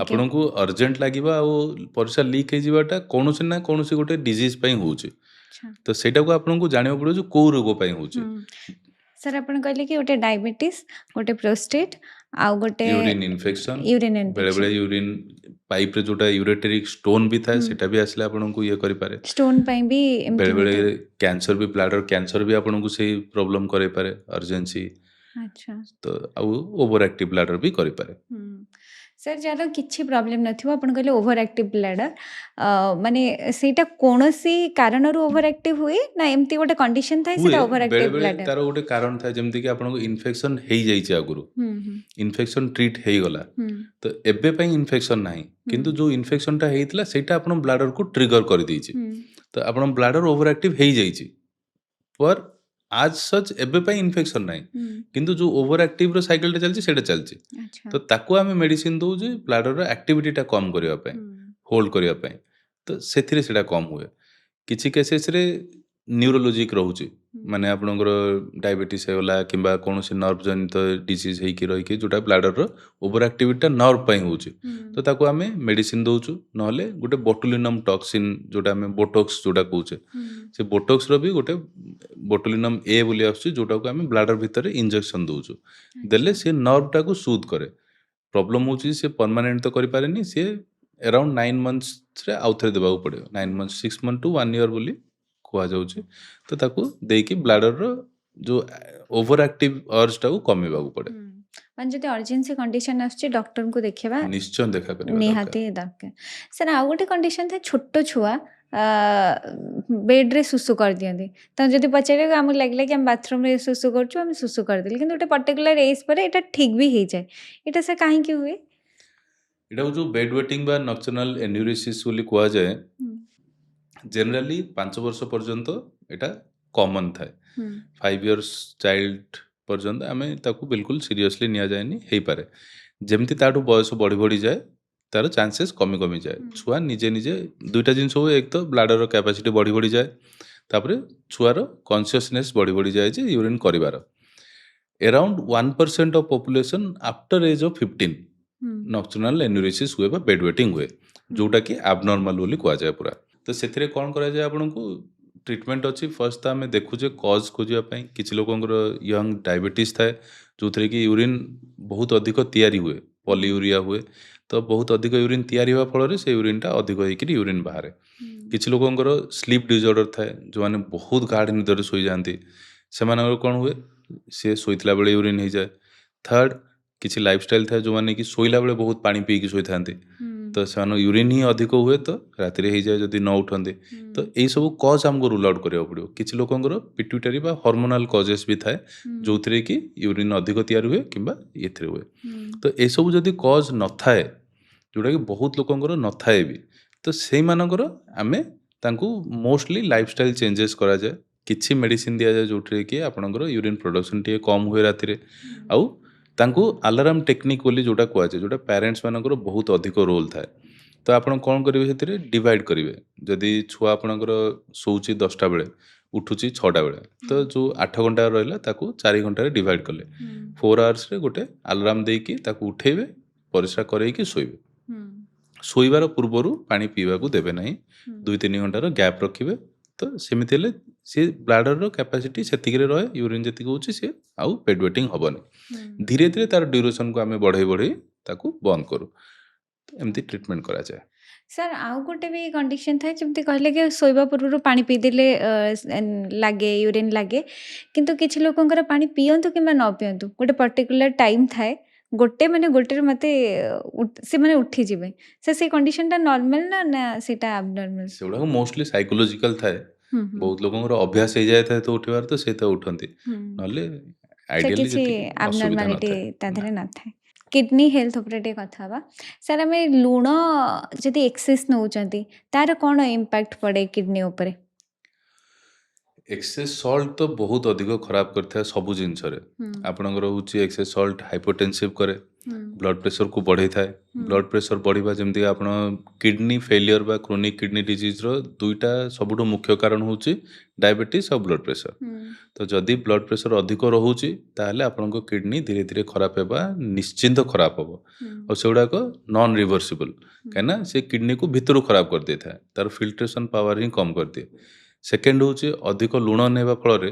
କିଡନୀରେ ଷ୍ଟୋନ୍ ବି ହେବାର ସମ୍ଭାବନା ବହୁତ ଅଧିକ ବଢ଼ିଯାଏ ତ ଷ୍ଟୋନ୍ ହେଇଲେ ସିଏ ବି ଆପଣଙ୍କର ଷ୍ଟୋନ୍ ଜନିତ ଯାହା ପ୍ରୋବ୍ଲେମ୍ ହେଉଛି ପେନ୍ ଫେନ୍ ସେଗୁଡ଼ା ହେବ ଆଉ କିଡନୀ ବି ତା ପାଇଁ ବି ଖରାପ ହେବ ଅଧିକ ସଲ୍ଟ ନେଲେ ଇମ୍ବାଲାନ୍ସ ହୁଏ ଇଲେକ୍ଟ୍ରୋଲାଇଟ୍ ଯେଉଁଟା ଆପଣଙ୍କର ବଡି ଭିତରେ ଆପଣଙ୍କର ସୋଡ଼ିୟମ ପୋଟାସିୟମ କ୍ଲୋରାଇଡ୍ ସବୁ ଜିନିଷ ଗୋଟେ ବାଲାନ୍ସ ଆମାଉଣ୍ଟରେ ଥାଏ ଅଧିକ ଯେତେବେଳେ ସୋଡ଼ିୟମ ନିଆଯାଏ ସଲ୍ଟରେ ସୋଡ଼ିୟମ କ୍ଲୋରାଇଡ୍ ଯେଉଁଟା ଅଛି ଅଧିକ ନେଲେ ସେ ସୋଡ଼ିୟମକୁ ପୋଟାସିୟମ ରିପ୍ଲେସ୍ କରେ ତ ପୋଟାସିୟମର ବହୁତ ଅଧିକ ହାର୍ଟ ଉପରେ କାମ ଥାଏ ଯେଉଁଟାକି ଇଏ ରିପ୍ଲେସ୍ କରିଦିଏ ତ ସେଗୁଡ଼ାକ ବି ଅସୁବିଧା ହୁଏ ତ ସେଥିପାଇଁ ଆମେ ଦେଖିବାକୁ ଗଲେ ସଲ୍ଟ ସବୁବେଳେ ଗୋଟେ ରେଷ୍ଟ୍ରିକ୍ଟେଡ୍ ଆଉ ଲିମିଟେଡ୍ ଆମାଉଣ୍ଟରେ ଖାଇବା ଦରକାର सर एबे जो लाइफस्टाइल रिप्लेस कर दउचंती नॉर्मल सॉल्ट को पिंक सॉल्ट रे सेटा सर भलो ना तार किछि साइड इफेक्ट्स अछि? पिंक सल्ट रॉक सल्ट एगुड़ा सबू माने प्योर सोडियम क्लोराइड नहीं तो ସେଥିପାଇଁ ଏଗୁଡ଼ା ବେଟର ମାନେ बेटर ହ୍ୱାଇଟ୍ ସଲ୍ଟରୁ ତ ବେଟର କିନ୍ତୁ ସେମିତି ନୁହଁ ଯେ ସେଗୁଡ଼ାକରେ ବି ଆପଣ ଅନଲିମିଟେଡ଼ ଖାଇପାରିବେ अच्छा ଯେ सर जदि सोडियम नाही ताहले किडनी हेल्थ पई भलो ନାହିଁ ନୁହଁ कम परिमाण ने ହଁ अछि। ଆଡେକ୍ୱେଟ୍ ଆମାଉଣ୍ଟ ଦରକାର ସବୁ ଜିନିଷରେ अच्छा ମାନେ କହିବାକୁ ଗଲେ ଆପଣଙ୍କ ବଡି ଗୋଟେ ପୁରା ଡେଲିକେଟ୍ ବାଲାନ୍ସରେ ଅଛି हुँ, ସବୁ ଜିନିଷରେ हुँ, ସବୁ ଜିନିଷର ଗୋଟେ ରେଞ୍ଜ ଅଛି ତା हुँ, ଭିତରେ सोडियम ଯଦି ଆପଣ ଦେଖିବେ ବଡିରେ 135 ରୁ 145 ଯାଏଁ ରହୁଛି हुँ, ତ ସେଇ ରେଞ୍ଜ ମାନେ 10 ମିଲି ଇକ୍ୱିଭାଲେଣ୍ଟର ଟୋଟାଲ ରେଞ୍ଜ ରହୁଛି हुँ, ତ ସେଠୁ କମ୍ ହେଇଗଲେ ବି ଆପଣଙ୍କ ଅସୁବିଧା ଅଧିକ ହେଇଗଲେ ବି ଆପଣଙ୍କର ଅସୁବିଧା हुँ, ତ ସେଇ ବାଲାନ୍ସଟାକୁ ଆପଣଙ୍କୁ ମେଣ୍ଟେନ୍ କରିବାକୁ ପଡ଼ିବ हुँ, ତ ସେମିତି ନୁହଁ ଯେ ଆପଣ ବିଲକୁଲ ଲୁଣ ଖାଇବେନି हुँ, ବହୁତ ଲୋକ ଅଛନ୍ତି ଯେଉଁମାନେ ନାଇଁ ନାଇଁ ମୋତେ ବ୍ଲଡ଼ ପ୍ରେସର ଅଛି ଡକ୍ଟର ମନା କରୁଛନ୍ତି ଲୁଣ ଖାଇବାନି ତ ବିଲକୁଲ ଲୁଣ ଖାଆନି ପୁରା ସିଭିଅର ହାଇପୋନାଟ୍ରିମିଆ ହେଇକି ଆସନ୍ତି ମାନେ ସୋଡ଼ିୟମ ପୁରା କମ୍ ଥାଏ ସେଥିରେ हुँ, କୋମା ହେଇଯାଏ हुँ, ବ୍ରେନକୁ ତ ଆମକୁ ସେଇ ବାଲାନ୍ସ ମେଣ୍ଟେନ୍ କରିବାକୁ ପଡ଼ିବ ସବୁ ଜିନିଷରେ हुँ। କିନ୍ତୁ सर व्हाइट सॉल्ट को जदि ଆମେ रिप्लेस कर दଉଛୁ रॉक सॉल्ट ହେଇଯାଉ କିମ୍ବା ପିଙ୍କ ସଲ୍ଟ ହେଇଯାଉ କିଛି ପ୍ରୋବ୍ଲେମ ନାହିଁ। ନାଇଁ ସେଥିରେ ପ୍ରୋବ୍ଲେମ୍ ନାହିଁ କିନ୍ତୁ ତାକୁ ବି ଆମେ ଆଡେକ୍ୱେଟ୍ ଆମାଉଣ୍ଟ ଖାଇପାରିବା ହଁ ହୁଁ, ଯଦି ଆପଣ 5 ଗ୍ରାମ ହ୍ୱାଇଟ୍ ସଲ୍ଟ ଖାଉଛନ୍ତି 7 ଗ୍ରାମ ଆପଣ ପିଙ୍କ ସଲ୍ଟ ଖାଇପାରିବେ କିନ୍ତୁ ତା ଆଚ୍ଛା। ମାନେ ନୁହଁ ଯେ ଆପଣ ଯଦି 5 ଗ୍ରାମ ଆପଣଙ୍କ ପାଇଁ ଆଡେକ୍ୱେଟ୍ ହ୍ୱାଇଟ୍ ସଲ୍ଟ ଆପଣ ହୁଁ, 100 ଗ୍ରାମ ପିଙ୍କ ସଲ୍ଟ ଖାଇଦେବେ ନା ଏଇଟାର ଅସୁବିଧା ନାହିଁ ବୋଲି ତ ହୁଁ। ସେଇ ଜିନିଷଟାକୁ ବୁଝିବାକୁ ପଡ଼ିବ ସାର୍ କଫି ଆଉ ଟିର କ'ଣ ପ୍ରଭାବ ଥାଏ କିଡନୀ ଉପରେ? କଫି ଆଉ ଟି ମାନେ କ୍ୟାଫେନ୍ ଆଉ ଟିନ୍ ଯେଉଁ ତାର କମ୍ପୋଜିସନ୍ ଥାଏ ଯେଉଁ କଫି ଆଉ ଟିରେ ହୁଁ, ସେଗୁଡ଼ାକ କିଡ଼ନୀକୁ ଆପଣଙ୍କର ଯେତିକି ଆଫେକ୍ଟ କରେନି ଆପଣ ବ୍ଲାଡରକୁ ବହୁତ ଆଫେକ୍ଟ କରିଥାଏ ମାନେ ଆଚ୍ଛା। ଏଗୁଡ଼ାକ ହେଉଛି ବ୍ଲାଡର ଇରିଟାଣ୍ଟ ହୁଁ, କିଡ଼ନୀରେ କ'ଣ କରେ ଏଗୁଡ଼ାକ ଡାଇରେସିସ୍ କରେ ହୁଁ, ମାନେ ଅଧିକ ୟୁରିନ୍ ତିଆରି କରିବାକୁ କିଡ଼ନୀକୁ ପୁସ୍ ଦିଏ ଯେ ଅଧିକ କାମ କରିବା ପାଇଁ ତା ସହିତ ବ୍ଲାଡରକୁ ଇରିଟେଟ୍ କରେ ହୁଁ, ତ ଇଫେକ୍ଟିଭଲି ଯଦି ଆପଣ ଚାହା କଫି ପିଉଛନ୍ତି ତ ଆପଣଙ୍କୁ ବାରମ୍ବାର ପରିସ୍ରା ଲାଗିବ ତ ଯେଉଁମାନେ ଚାହା କଫି ପିଇକିରି କାମ କରନ୍ତି ହୁଁ। ସେମାନେ ଦେଖିବେ ସେ ନିଦ ତ ଆସେନି କିନ୍ତୁ ୟୁରିନ୍ ବି ବାରମ୍ବାର ଯାଆନ୍ତି ଆଚ୍ଛା। ତ ଇଫେକ୍ଟିଭଲି ସେମାନେ ଭାବନ୍ତି ଯେ ନାଇଁ ନାଇଁ ଆମକୁ ୟୁରିନ୍ ଆସୁଛି ବୋଲି ଆମେ ଶୋଇପାରୁନୁ ସାର୍ ଏଇଟା ବି ଗୋଟେ କଜ୍ ହେଇପାରିବ କି ଯୋଉ ହାଇପର ଆକ୍ଟିଭ ବ୍ଲାଡର କହୁଥିଲେ? ଓଭର ଆକ୍ଟିଭ ବ୍ଲାଡର ପାଇଁ ହଁ, ବି ଏଇଟା ବି ଗୋଟେ ଓଭର କଜ୍ ଆକ୍ଟିଭ। ହେଇଥାଏ ହୁଁ, ତ ଓଭର ଆକ୍ଟିଭ ବ୍ଲାଡର ଟ୍ରିଟମେଣ୍ଟରେ ମେଡିସିନ ସହିତ ଲାଇଫଷ୍ଟାଇଲର ବହୁତ ଅଧିକ ରୋଲ ରହେ ହୁଁ, ଯେମିତିକି ବ୍ଲାଡର ଇରିଟାଣ୍ଟ ଭିତରେ ଆପଣଙ୍କର ସ୍ପାଇସେସ୍ ଆସେ ହୁଁ, ଚିଲି ଆସେ ଚାହା କଫି ହୁଁ, ଏରେଟେଡ୍ ଡ୍ରିଙ୍କସ୍ ଯୋଉଟାକ ଆପଣ cold drink fold drink soda ଏସବୁ ଜିନିଷ ଆସେ ହୁଁ, ଆଲକୋହଲ ସ୍ମୋକିଂ ତ ରେଡ୍ ମିଟ୍ ନନ୍ ଭେଜ୍ ଯୋଉଗୁଡ଼ାକ ରହୁଛି ହୁଁ, ସେଗୁଡ଼ାକ ସବୁ ତ ଏଗୁଡ଼ା ସବୁ ବ୍ଲାଡରକୁ ଇରିଟେଟ୍ କରେ ତା ଭିତରେ ହୁଁ। ଯେଉଁ କେମିକାଲ ସବୁ ଥାଏ ତ ଏଗୁଡ଼ାକ ଆଭଏଡ଼ କଲେ ବହୁତ କମ୍ ହେଇଯାଏ ସେ କେତେ ଆମାଉଣ୍ଟ ଆମେ ଆଇଡିଆଲି ନେଇପାରିବା ଯୋଉମାନଙ୍କର ଅଭ୍ୟାସ ହେଇଯାଇଛି ସେମାନେ ତ ଛାଡ଼ି ପାରିବେନି ତଥାପି କେତେ ଆମାଉଣ୍ଟ ନେଲେ ଛାଡ଼ିବାର ମାନେ ଆମେ ତାଙ୍କୁ କହୁ ଯେ ଯଦି ଆପଣ ଗୋଟେ କପ୍ ଚାହା ପିଉଛନ୍ତି ତ ଅଧା କରିଦିଅନ୍ତୁ ହୁଁ, କିଛି ଦିନ ପରେ ଯଦି 5 କପ୍ ପିଉଛନ୍ତି ତ ଅଧା କପ୍ 5 ଥର ପିଇଲେ ହୁଁ, ତାପରେ ତା ଭିତରୁ ଗୋଟେ ଓମେଣ୍ଟ କରନ୍ତୁ ଏମିତି କରି କରି ଧୀରେ ଧୀରେ ଯୋଉଟାକି ଆପଣଙ୍କୁ 1ରୁ 2 କପ୍ ଚା ଯଦି ପିଉଛନ୍ତି ଦିନ ସାରାରେ ତାହେଲେ ଇଟ୍ସ ଓକେ ଠିକ୍ ଅଛି ଚଳିବ। ହୁଁ। ସାର୍ ଆମେ ପେନ୍ କିଲରଟା କେତେ ଆଫେକ୍ଟ କରେ କିଡନୀକୁ? କାହିଁକିନା ଆମର ଗୋଟେ ଅଭ୍ୟାସ ହେଇଗଲାଣି ଟିକେ ପେନ୍ ହେଇଗଲେ ଆମେ ଗୋଟେ ପେନ୍ କିଲର ଖାଇ ଦେଉଛନ୍ତି କିଡନୀକୁ ଆମେ ଶୁଣୁ କି ପେନ୍ କିଲର କିଡନୀ ଖରାପ କରିଦିଏ କିଡନୀ ଫେଲ୍ କରିଦିଏ ସେଇଟା ସାର୍ କେତେ ସତ କଥା ଆଉ କେତେ ଆଫେକ୍ଟ କରେ ପେନ୍ କିଲର?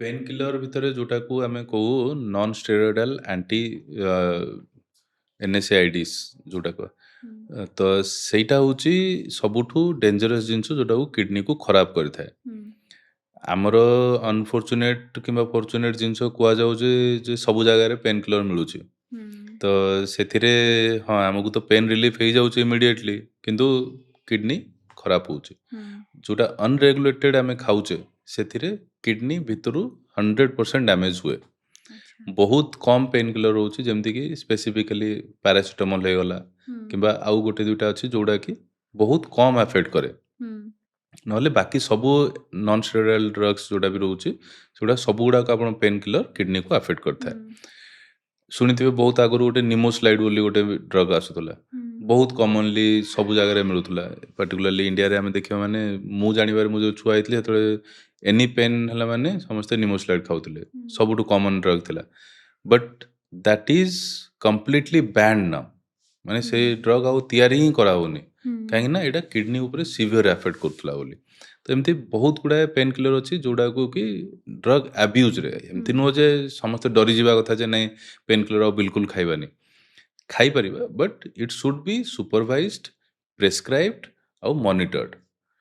ଆପଣ ଗୋଟେ ଡକ୍ଟର ସେଟା ପ୍ରେସ୍କ୍ରାଇବ୍ କରିଥିବା ଦରକାର, ତାକୁ ସୁପରଭାଇଜ କରିବା ଦରକାର ଯେ କେତେ ଦିନ ଖାଇବେ, କେତେଟା ଖାଇବେ, ଆଉ ମନିଟର କରିବା ଦରକାର ଯେ ଯଦି ଖାଉଛନ୍ତି ତାର ପୂର୍ବରୁ ତାର ପରେ ଆପଣଙ୍କର କ୍ରିଆଟିନିନ୍ ଆଉ କିଡନୀ ଫଙ୍କସନ୍ ଠିକ୍ ଅଛି କି ନାହିଁ ଦେଖିବା ପାଇଁ। ତ ଏଇ ତିନିଟା ଜିନିଷ ଯଦି ହେଉଛି ତାହେଲେ ପେନ୍ କିଲର ଖାଇପାରିବେ। କିନ୍ତୁ ସାର୍ ମୁଁ ଏଇଠି କହିବି ଯେଉଁମାନେ ଆମ ଭଳିଆ ବିଜି ସ୍କେଡ୍ୟୁଲ୍ ଯାହାର ବି ଅଛି, ଛୋଟ ଛୋଟ ପେନ୍ ପାଇଁ ଆମେ ଡକ୍ଟରଙ୍କ ପାଖକୁ ଯାଇପାରୁନୁ। ଗୋଡ଼ ବିନ୍ଧିଲା, ମୁଣ୍ଡ ବିନ୍ଧିଲା, ମାଇଗ୍ରେନ୍ ବାହାରିଲା, କିମ୍ବା ଗୋଟେ ୱିମେନ୍ର ମନ୍ଥଲି ପିରିୟଡ଼୍ସ ଆସିଲା, ଆମେ ଗୋଟେ ପେନ୍ କିଲର ନେଇଯାଉ। ଆଇଡ଼ିଆଲି ଆମେ ଗୋଟେ ମନ୍ଥରେ କେତେଟା ପେନ୍ କିଲର ନେବା ଠିକ୍ ଅଛି, ଚଳିବ ସେମିତି ତ ବେସିକାଲି? ଆଇଡିଆଲ ତ କିଛି ବି ନାହିଁ। ଆଇଡିଆଲି ଯୋଉଟା ମୁଁ କହିଲି ଯେ ଅନପ୍ରେସ୍କ୍ରାଇବ୍ଡ, ଅନସୁପରଭାଇଜଡ ଆଣ୍ଡ ଅନମନିଟର୍ଡ ଖାଇବା କଥା ହିଁ ନୁହଁ। ଆମେ ଆକ୍ଚୁଆଲି ଯାଇପାରୁନାହାନ୍ତି ନୁହଁ, ଆମେ ଯାଉନେ। We are actually lucky. ଇଣ୍ଡିଆରେ health care system is so close to you, ଆପଣ ବିଶ୍ୱାସ କରିପାରିବେନି। ମାନେ ଆପଣ ଯଦି ଚାହିଁଲେ ଆପଣଙ୍କ ଘର ପାଖରେ କୋଉଠି ବି ଆପଣ କାହାକୁ ନା କାହାକୁ ଡକ୍ଟର ଆପଣଙ୍କ ଘର ପାଖରେ ଆଭେଲେବଲ୍ ଥାନ୍ତି। ଯୋଉଟାକି ଆପଣ ଯଦି ଏବେ ଗୋଟେ ୱେଷ୍ଟର୍ଣ୍ଣ କଣ୍ଟ୍ରିକୁ ଯିବେ, ୟୁକେ ହେଇଗଲା, ୟୁଏସ୍ଏ ହେଇଗଲା, ସେଠି ଆପଣ ଗୋଟେ ଡକ୍ଟରକୁ ଖାଲି ଆପଏଣ୍ଟମେଣ୍ଟ ନେବା ପାଇଁ ଆପଣଙ୍କୁ ମାସେ ମାସେ ଲାଗିଯିବ। ଔଷଧ ତ ଏମିତି କୌଣସି କାଉଣ୍ଟରରେ ଆପଣ ଗଲେ କେହି ବି ଦେବେନି, ବୁଝୁଛନ୍ତି ତ? ୱିଦାଉଟ୍ ପ୍ରେସ୍କ୍ରିପସନ୍ ମେଡ଼ିସିନ ମିଳେନି। ଇଭେନ୍ ଡକ୍ଟର ଆପଏଣ୍ଟମେଣ୍ଟ ବି ଫୁଲ୍ ପଇସା ଦେଲା ପରେ ବି ଆପଣଙ୍କୁ ସେଠି 15 ଦିନ ମାସେ ୱେଟ୍ କରିବାକୁ ପଡ଼େ। ସ୍ପେଶାଲାଇଜେସନ୍, ସୁପର ସ୍ପେଶାଲାଇଜେସନ୍ ଡକ୍ଟର ତ ଛାଡ଼ି ଦିଅନ୍ତୁ। ତ ସେଇଟା ହେଉଛି, ଆମେ ସେଇ ହିସାବରେ ୱି ଆର୍ ଲକି ଯେ ଆମ ପାଖରେ health care facility is so approachable, ଯୋଉଟାକୁ ଆମେ ଇଜିଲି ଯାଇପାରିବା ଆଉ ଦେଖେଇ ପାରିବା, କରିପାରିବା। ଜଷ୍ଟ ବିକଜ ଆମର ନେଗ୍ଲିଜେନ୍ସ ପାଇଁ ହିଁ ଆମେ ସଫର କରୁଛେ, ସେଇଟାକୁ ଆମକୁ ମାନିବାକୁ ପଡ଼ିବ। ସାର୍ ଆଉ ଗୋଟେ ଜିନିଷ କହିଲେ, ପାରାସିଟାମଲ୍ ଟିକେ କମ୍ ଆଫେକ୍ଟ କରେ କିଡନୀ ହେଲ୍ଥକୁ। ଯଦି କେତେବେଳେ ଆମର ମୁଣ୍ଡ ବିନ୍ଧା ହେଉଛି କିମ୍ବା ଜ୍ୱର ହେଇଯାଉଛି, ଆମେ ପାରାସିଟାମଲ୍ ନେଇପାରିବା? ପାରାସିଟାମଲ୍ ଆପଣ ନେଇପାରିବେ, ଓକେ। ମାନେ ନଟ୍ ବହୁତ ଅଧିକ, ବଟ୍ ହଁ it is one of the safest pain killers. ଆଉ ସାର୍ ୱିମେନ୍ ମାନଙ୍କର ପିରିୟଡ଼୍ସ ହୁଏ ମନ୍ଥଲି ଯଦି ଗୋଟେ ପେନ୍ କିଲର ନେଉଛନ୍ତି, ତାର ସାଇଡ୍ ଇଫେକ୍ଟସ୍ କେତେ ରହିବ? ଯଦି ଆପଣଙ୍କ କିଡନୀ ଫିଡନୀ ଠିକ୍ ଅଛି, ସବୁ ଜିନିଷ ଅଲ୍ ଓକେ ଅଛି, ରେଗୁଲାର ଚେକଅପ୍ କରୁଛନ୍ତି, ତାହେଲେ ଜେନେରାଲି ହୁଏନି କିଛି। ବଟ୍ ଯଦି ଆପଣଙ୍କର ଇନହେରେଣ୍ଟ କିଛି କିଡନୀ ଡିଜିଜ୍ ଥିବ, ଯୋଉଟାକି ଆମେ ବହୁତ ଲୋକଙ୍କୁ ଜାଣିନଥାଉ, ଭିତରୁ କିଡନୀ କୌଣସି ନା କୌଣସି ଜେନେଟିକ୍ ହଉ କିମ୍ବା ମେଟାବୋଲିକ୍ ଆବନର୍ମାଲିଟି ହଉ, କୌଣସି କଣ୍ଡିସନରେ କିଡନୀ ପ୍ରୋବ୍ଲେମ୍ ଅଛି ଅଲରେଡ଼ି, ତାହେଲେ ସେଇ କେସେସରେ ଇଭେନ୍ ଗୋଟାଏ ବି ନେଲେ ସିଏ ଟ୍ରିଗର ହେଇଯାଏ। ସାର୍ କିଡନୀ ଷ୍ଟୋନ୍ ଆମ ଓଡ଼ିଶାରେ ବହୁତ କମନ୍। ପ୍ରାୟ ସମସ୍ତ ଲୋକଙ୍କ ଭିତରେ ଗୋଟେ କିଡନୀ ଷ୍ଟୋନ୍ ହେଇଥିବ, ସିଏ ପୁଣି 4ରୁ 5 ବର୍ଷ ଭିତରେ ଆଉ ଗୋଟେ ଷ୍ଟୋନ୍ ହେଇଯିବ ଅପରେସନ୍ ପରେ ବି। ସାର୍ କିଡନୀ ଷ୍ଟୋନ୍ କଣ୍ଡିସନଟା ସାର୍ କେମିତି କୁହନ୍ତୁ? ବଡ଼ ଷ୍ଟୋନ୍ ଅପରେଟ୍ ହେଇପାରେ, କୋଉଟା ମେଡ଼ିସିନରେ ବାହାରିଯାଏ, ସାର୍ କେମିତି କଣ୍ଡିସନଟା? କିଡନୀ ଷ୍ଟୋନ୍ ଆମର 2-3ଟା ଜିନିଷ ଉପରେ ଡିପେଣ୍ଡ କରେ ମୋଷ୍ଟଲି, ଯେ ଆପଣ କୋଉ, ସବୁଠୁ ଇମ୍ପୋର୍ଟାଣ୍ଟ ହେଉଛି ହାଇଡ୍ରେସନ୍, ଆପଣ କେତେ ପାଣି ପିଉଛନ୍ତି, ଯୋଉଟା ଆଡେକ୍ୱେଟ୍ ପିଉଛନ୍ତି କି ନାହିଁ। ସେକେଣ୍ଡ ହେଉଛି ଆପଣଙ୍କର କେମିକାଲ ଇମ୍ବାଲାନ୍ସ କିଛି ରହୁଛି କି, ଯେମିତିକି ପାଣିରେ କେମିକାଲ ରହିଲା, କିମ୍ବା ଆପଣଙ୍କର ଖାଇବାରେ କେମିକାଲ ରହିଲା, କିମ୍ବା ଆପଣ ସେଇ ଏରିଆରୁ ଆସୁଛନ୍ତି, ଯେମିତିକି ହିଲି ଏରିଆ ହେଇଗଲା, ମାଇନ୍ସ ଏରିଆ ହେଇଗଲା, ଯୋଉଠି ଅଲରେଡ଼ି ଆପଣଙ୍କ ଖାଇବା ପିଇବାରେ କେମିକାଲ୍ସ ରହୁଛି ଅଧିକ, ମିନେରାଲ୍ସ ଗୁଡ଼ାକ ଅଧିକ ରହୁଛି। ତ ସେସବୁ କେସେସରେ ଆପଣଙ୍କର ଷ୍ଟୋନ୍ ହେବାର ଚାନ୍ସେସ୍ ଅଧିକ। ଷ୍ଟୋନ୍ ଛୋଟ କିମ୍ବା ବଡ଼, ସେଇଟା ଆପଣଙ୍କ ଉପରେ ଡିପେଣ୍ଡ କରେ ଯେ କେତେବେଳେ ଡାୟଗ୍ନୋସ୍ ହେଲା। କିଡନୀ ଭିତରେ ଯଦି ଷ୍ଟୋନ୍ ଥାଏ, ଜେନେରାଲି ସେ ପେନ୍ କରେ ନାହିଁ, ଅନଲେସ୍ ଅନଟିଲ୍ ସେ ବ୍ଲକ୍ କରୁଛି। କିଡନୀ ଭିତରେ ଯେଉଁ କଲେକ୍ଟିଂ ସିଷ୍ଟମ୍ ଅଛି, ସେଇ କଲେକ୍ଟିଂ ସିଷ୍ଟମ୍କୁ କେଉଁଠି ବ୍ଲକ୍ କଲା ତାହେଲେ ପେନ୍ ହେବ, କିମ୍ବା ଆସିକି କିଡନୀର ପାଇପ୍ ଯେଉଁଟା ୟୁରେଟର, ସେଠି ଯଦି ବ୍ଲକ୍ କଲା ତାହେଲେ ପେନ୍ ହେବ, କିମ୍ବା ବ୍ଲିଡ଼ିଂ ହେବ କି ଫିଭର ହେବ, ଏସବୁ ଜିନିଷ ହୁଏ, ସିମ୍ପଟମ୍ ସବୁ ତାର। ତ ଯଦି ପେନ୍ ହେଉନି ତାହେଲେ ସେ ବଢ଼ି ଚାଲେ, କିମ୍ବା ବହୁତ କେସେସରେ ଆଜିକାଲି ଯେଉଁଟା ଜଣାପଡ଼େ, ତ ବହୁତ ଇନସିଡେଣ୍ଟାଲି ଜଣାପଡ଼େ ଯେ କୌଣସି କାରଣରୁ ଗ୍ୟାସ୍ ହେଲା କି କିଛି ବି ହେଲା, because ultrasound is so commonly available, easily available, ଶସ୍ତା। ତ ସମସ୍ତେ କୌଣସି ନା କୌଣସି କାରଣ ପାଇଁ ଅଲ୍ଟ୍ରାସାଉଣ୍ଡ ଗୋଟେ କଲେ ସେଥିରେ କିଡନୀରେ ଷ୍ଟୋନ୍ ଅଛି ବୋଲି ଜଣାପଡ଼ିଯାଇଥାଏ। ତ କିଡନୀର ଷ୍ଟୋନ୍ ଯେଉଁଟା ଯଦି ଜଣାପଡ଼ିଲା, ତାହେଲେ ତାକୁ ଟ୍ରିଟମେଣ୍ଟ ଦରକାର କି ନାହିଁ ସେଟା ଆମେ ଡିସ୍କସ୍ କରିକି ଡିସାଇଡ୍ କରୁ। ଯଦି ଛୋଟ ଅଛି ତାହେଲେ ବାହାରି ଯିବାର ସମ୍ଭାବନା ବହୁତ ଅଧିକ, ଯଦି ଗୋଟେ ଫେଭରେବଲ୍ ଜାଗାରେ ଅଛି। ଯଦି ବଡ଼ ହେଇଯାଇଛି ତାହେଲେ ତାକୁ ନିହାତି ବାହାର କରିବା ଦରକାର। ଆଇଡ଼ିଆଲି କୁହାଯାଏ ଯେ 1 ସେଣ୍ଟିମିଟରରୁ ଅଧିକ ଷ୍ଟୋନ୍କୁ ରଖିବା କଥା ନୁହଁ, ତାକୁ ବାହାର କରିଦେବା ଦରକାର। କେମିତି ବାହାର କରିବେ?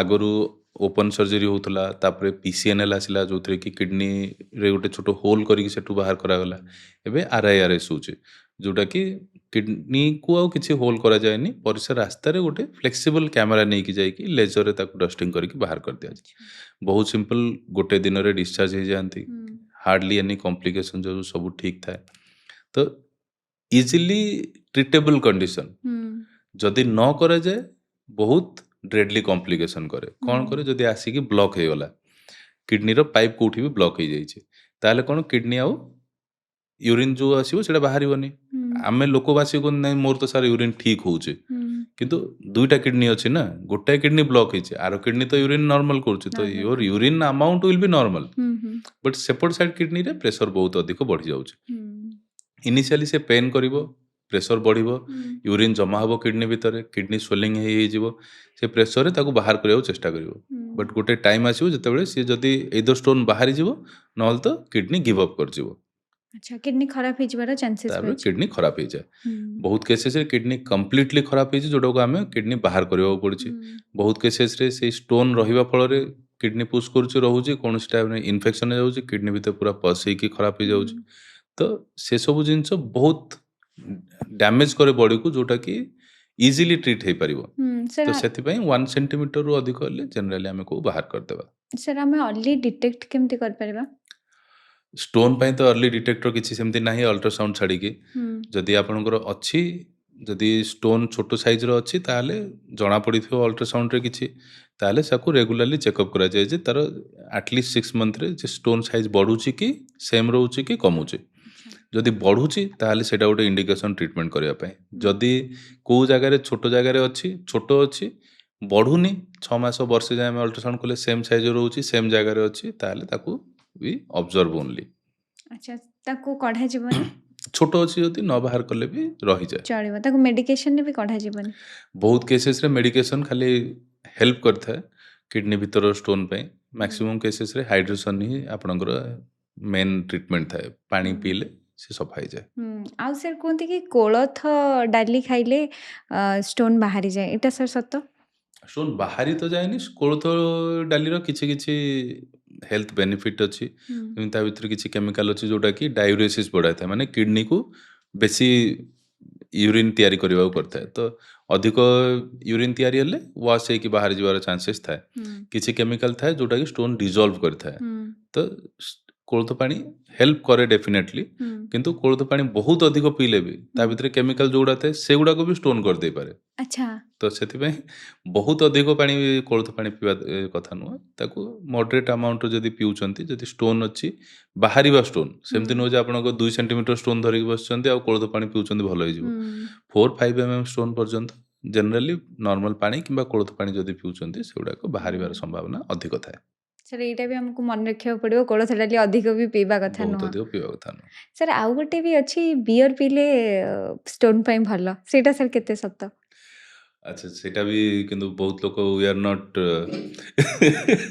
एडवाइसिंग जे बियर पियंतु किंतु अल्कोहल भी जोटा बियर हो अल्कोहल हो बियरटा अल्कोहल किंतु इट्स वेरी डाइल्यूटेड तो बहुत अमाउंट रो पियंती जो माने पियंती तो बहुत अधिक पियो फल रे सेम जिंस डायूरेसिस हुए अच्छा alcohol in itself is diuretic तो जो माने अल्कोहल नियंती तापर से मानको यूरिनेशन अधिक लागे और बियर जोटा व्हिस्की की हार्ड ड्रिंक्स जोटा पीले सेतरे कम अमाउंट आपण नउचंती 200-400 ml किंतु बियर नेले आपण 600 1 लीटर 1.5 लीटर पिउचंती तो से आपण को बेसी डायूरेसिस कराए माने किडनी को बेसी यूरिन तैयारी करे तो सेथिरे ही स्टोन वाश हुए सब जिनस जदि छोट थिबो आम कौन को छोट स्टोन गोटे हो जाइए फिल्टर तो अधिक पानी पुश करके देले अधिक ताको काम करेले से धोईकी बाहरी गला सेटा ही तार लॉजिक कोलथ डाली जहा करे बियर भी सेम करे सेटा सर हम बुझ परिबा माने किडनी पाई सेम काम सेम करे हाँ स्टोन पाई सेम काम करे ओके सर जो माने जिम जानती प्रोटीन पाउडर कंपलसरी नियंती सर सेटा गोटे ट्रेंड हो गलानी प्रोटीन पाउडर से माने नेबे ही नेबे किंतु आ गोटे कथा भी आसी प्रोटीन पाउडर नेले किडनी खराब हो जाए एटा केते सत कथा अधिक प्रोटीन नेबाटा भी किडनी पे डैमेज करता है जमती कि किडनी रो काम होउची से फिल्टर करबा तो प्रोटीन अधिक नेले से प्यूरिन सब जिनस तैयारी करे जो थ्रू को हमर क्रिएटिनिन और यूरिया सब तैयारी हुए तो जेति कि अधिक आपण गोटे फिल्टर को मैला पानी देबे କି ମଇଳା ଦେବେ ସିଏ ତାକୁ ସେତିକି ଅଧିକ କାମ କରିବାକୁ ପଡ଼ିବ ଆଉ ହୁଁ ଅଧିକ କାମ କଲେ ଜେନେରାଲି ଆପଣଙ୍କ ଯେମିତି ଲାଇଫ୍ ଥାଏ ହୁଁ ଆପଣ ଗୋଟେ ଫିଲ୍ଟର ରହିଗଲେ ସେଥିରେ ଯଦି ସଫା ପାଣି ସବୁବେଳେ ଯାଉଛି ସେଇଟା ଅଧିକ ଦିନ କାମ କରେ ଯଦି ଖରାପ ପାଣି ଗଲା ସେ ଖରାପ ହେଇଯାଏ ଜଲ୍ଦି ହୁଁ ତ ସେମ୍ ଜିନିଷ ହୁଏ ସେଥିପାଇଁ ଆମେ high amount of red meat ଅଧିକ ପ୍ରୋଟିନ୍ ଖାଇବା ପାଇଁ ବି ମନା କରୁ ହୁଁ ସେମିତି ପ୍ରୋଟିନ୍ ପାଉଡର ଯେଉଁ ଅଧିକ ବି ନିଅନ୍ତି ଯଦି ଅଧିକ ମାତ୍ରାରେ ନିଅନ୍ତି ତାହେଲେ କିଡନୀକୁ ଏକ୍ସେସିଭ୍ କାମ କରିବାକୁ ପଡ଼େ ହୁଁ ଯାହାଫଳରେ ଧୀରେ ଧୀରେ କିଡନୀ ଖରାପ ହେବା ଆରମ୍ଭ ହୁଏ ହୁଁ ସେକେଣ୍ଡ ହେଉଛି ଯେ ଯେଉଁଟା ଅନରେଗୁଲେଟେଡ୍ ପ୍ରୋଟିନ୍ ଯେଉଁ ରହୁଛି ବି ହୁଁ ସେଥିରେ ବହୁତ ଜାଗାରେ ଦେଖାଯାଇଛି ଯେ ପ୍ରୋଟିନ୍ ପାଉଡର ସହିତ ଅନରେଗୁଲେଟେଡ୍ ଜିମ୍ ଯେଉଁମାନେ ସେମାନଙ୍କୁ ତା ସହିତ ଷ୍ଟିରଏଡ୍ ଫିରଏଡ୍ ବି ମିଶିକି ହୁଁ ଥାଏ ହୁଁ ତ ସେଗୁଡ଼ାକ ଷ୍ଟିରଏଡ୍ ଫିରଏଡ୍ ଦେଲେ ବି ସିଏ ବହୁତ ମାତ୍ରାରେ କିଡନୀକୁ ଆହୁରି ଖରାପ କରିଥାଏ ହୁଁ ତ ଯଦି ବି ପ୍ରୋଟିନ୍ ନେଉଛନ୍ତି ତାହେଲେ ସିଏ ମଡରେଟେଡ୍ ଆମାଉଣ୍ଟର ନିଅନ୍ତୁ ଆଉ ଗୋଟେ ଭେରିଫାଇଡ୍ ଠିକ୍ ଜାଗାରୁ ନେବା ଦରକାର ହୁଁ ବହୁତ ଜାଗାରେ ଅନଭେରିଫାଇଡ୍ ଅନରେଗୁଲେଟେଡ୍ ପ୍ରୋଟିନ୍ ସହିତ ଜିମ୍ରୁ ଯେଉଁ ପ୍ରୋଟିନ୍ ଗୁଡ଼ାକ ନିଆଯାଏ ସେଗୁଡ଼ାକରେ ଷ୍ଟେରଏଡ୍ ବି ଥାଏ ଯେଉଁଟାକି ଆହୁରି କିଡନୀକୁ ଖରାପ କରିଥାଏ ହୁଁ ସାର୍ ଯଦି ଆମେ ରେଗୁଲେଟେଡ୍ ପ୍ରୋଟିନ୍ ପାଉଡର ନେଉଛନ୍ତି ତାହେଲେ ଆମ କିଡନୀ ଉପରେ କିଛି ଆଫେକ୍ଟ କରେନି ରେଗୁଲେଟେଡ୍ ମଡରେଟ୍ ଆମାଉଣ୍ଟର ନେଲେ ଜେନେରାଲି ମଡରେଟ୍ ଆଫେକ୍ଟ ଆମାଉଣ୍ଟର କରେ ନେଲେ କିନ୍ତୁ ସାର୍ ଆମ ଇଣ୍ଡିଆନ୍ ଡାଏଟ୍ରେ ଯଦି ଦେଖିବା ପ୍ରୋଟିନ୍ ବହୁତ କମ୍ ଥାଏ କାର୍ବସ୍ ଅଧିକ ଥାଏ ଫାଇବର ଅଧିକ ଥାଏ ସେ କେତେ ଆମାଉଣ୍ଟର ଆମେ ନେଇପାରିବା ପ୍ରୋଟିନ୍ ପାଉଡର ଆଜ୍ ଏ ସପ୍ଲିମେଣ୍ଟ ଦେଖନ୍ତୁ ଡାଏଟ୍ ହିସାବରେ ତ ଆମର ପୁରା ରେଗୁଲେଟେଡ୍ ଅଛି ଯେଉଁଟାକି WHO ଆଉ ଇଣ୍ଡିଆନ୍ ଷ୍ଟାଣ୍ଡାର୍ଡ ହିସାବରେ ଆପଣଙ୍କୁ କେତିକି କାର୍ବ କେତିକି ପ୍ରୋଟିନ୍ ଦରକାର ହୁଁ ତାର ଗୋଟେ ରେଞ୍ଜ ଥାଏ ହୁଁ ମାନେ ମିନିମମ୍ ଏତିକି ନେବା ଦରକାର ମ୍ୟାକ୍ସିମମ୍ ଏତିକି ନେବା ଦରକାର ଯେମିତି ପ୍ରୋଟିନ୍ ପାଇଁ 1 to 3 ଗ୍ରାମର ପ୍ରୋଟିନ୍ ପର୍ ଡେ ଆପଣ ନେଇପାରିବେ ତ ସେଇ ହିସାବରେ ଯଦି ନେଉଛନ୍ତି ମିନିମମ୍ ସେତିକି ନେବା ଦରକାର ମ୍ୟାକ୍ସିମମ୍ ତାର ଭିତରେ ହିଁ ରହିବା ଦରକାର ହୁଁ ତାଠୁ ଅଧିକ ରହିଲେ ବି ଏଇଟା ହେଉଛି ରେଞ୍ଜ ତ ଏମିତି ନୁହଁ ଯେ ଆପଣ ଗୋଟେ ଦୁଇ ଦିନ ତାଠୁ ଅଧିକ ନେଇଗଲେ ବହୁତ ଖରାପ ହେଇଯାଏ ଯେଉଁଦିନ ଆମେ ମିଟ୍ ଖାଇଲେ କି କିଛି ଖାଇଲେ ସେଇଦିନ ଅଧିକ ହେଉଛି ତ ହୁଁ ବେଳେ ବେଳେ ଅଧିକ ନେବାଟା ବି ବେଶୀ ପ୍ରୋବ୍ଲେମ୍ କରେନି କିନ୍ତୁ ଯଦି ରେଗୁଲାରଲି ଅଧିକ ଚାଲେ ହୁଁ ତାହେଲେ ସେଇଟା ଆମକୁ ପ୍ରୋବ୍ଲେମ୍ କରିଥାଏ ସେ ପ୍ରୋଟିନ୍ ପାଉଡର ଆଉ ଫିଜିକାଲ ୱାର୍କ ଆର କିଛି ସମ୍ପର୍କ ଅଛି କି ଫିଜିକାଲ ୱାର୍କ ଅନୁସାରେ ଆମେ ଏତିକି ପ୍ରୋଟିନ୍ ପାଉଡର ନେବା କଥା ଡେଫିନେଟଲି ଯଦି କିମ୍ବା ଯେଉଁ ଏତିକି ପ୍ରୋଟିନ୍ ଜିମ୍ର କନସେପ୍ଟ ହିଁ ସେଇଟା ହେଉଛି ଯେ ଆପଣ ମସଲ୍ ବିଲ୍ଡିଂ କରୁଛନ୍ତି ହୁଁ ହୁଁ ତ ମସଲ୍ ବିଲ୍ଡିଂ କଲେ ପ୍ରୋଟିନ୍ ଦରକାର ପଡ଼େ ସେଠି ତ ସେଇଟା ପାଇଁ ହୁଁ ତ ବଡ଼ିକୁ ଆମର କିଡନୀ କ'ଣ ଏକ୍ସେସ୍ ଯେଉଁଟା ରହୁଛି ସେଇଟାକୁ ବାହାର କରୁଛି ହୁଁ ଯଦି ଆପଣ ୟୁଟିଲାଇଜ୍ ହେଉଛି ହୁଁ ତାହେଲେ ପ୍ରୋଟିନ୍ଟା ୟୁଟିଲାଇଜ୍ ହେଇଯାଉଛି ହୁଁ ତ ତାକୁ ବେଶୀ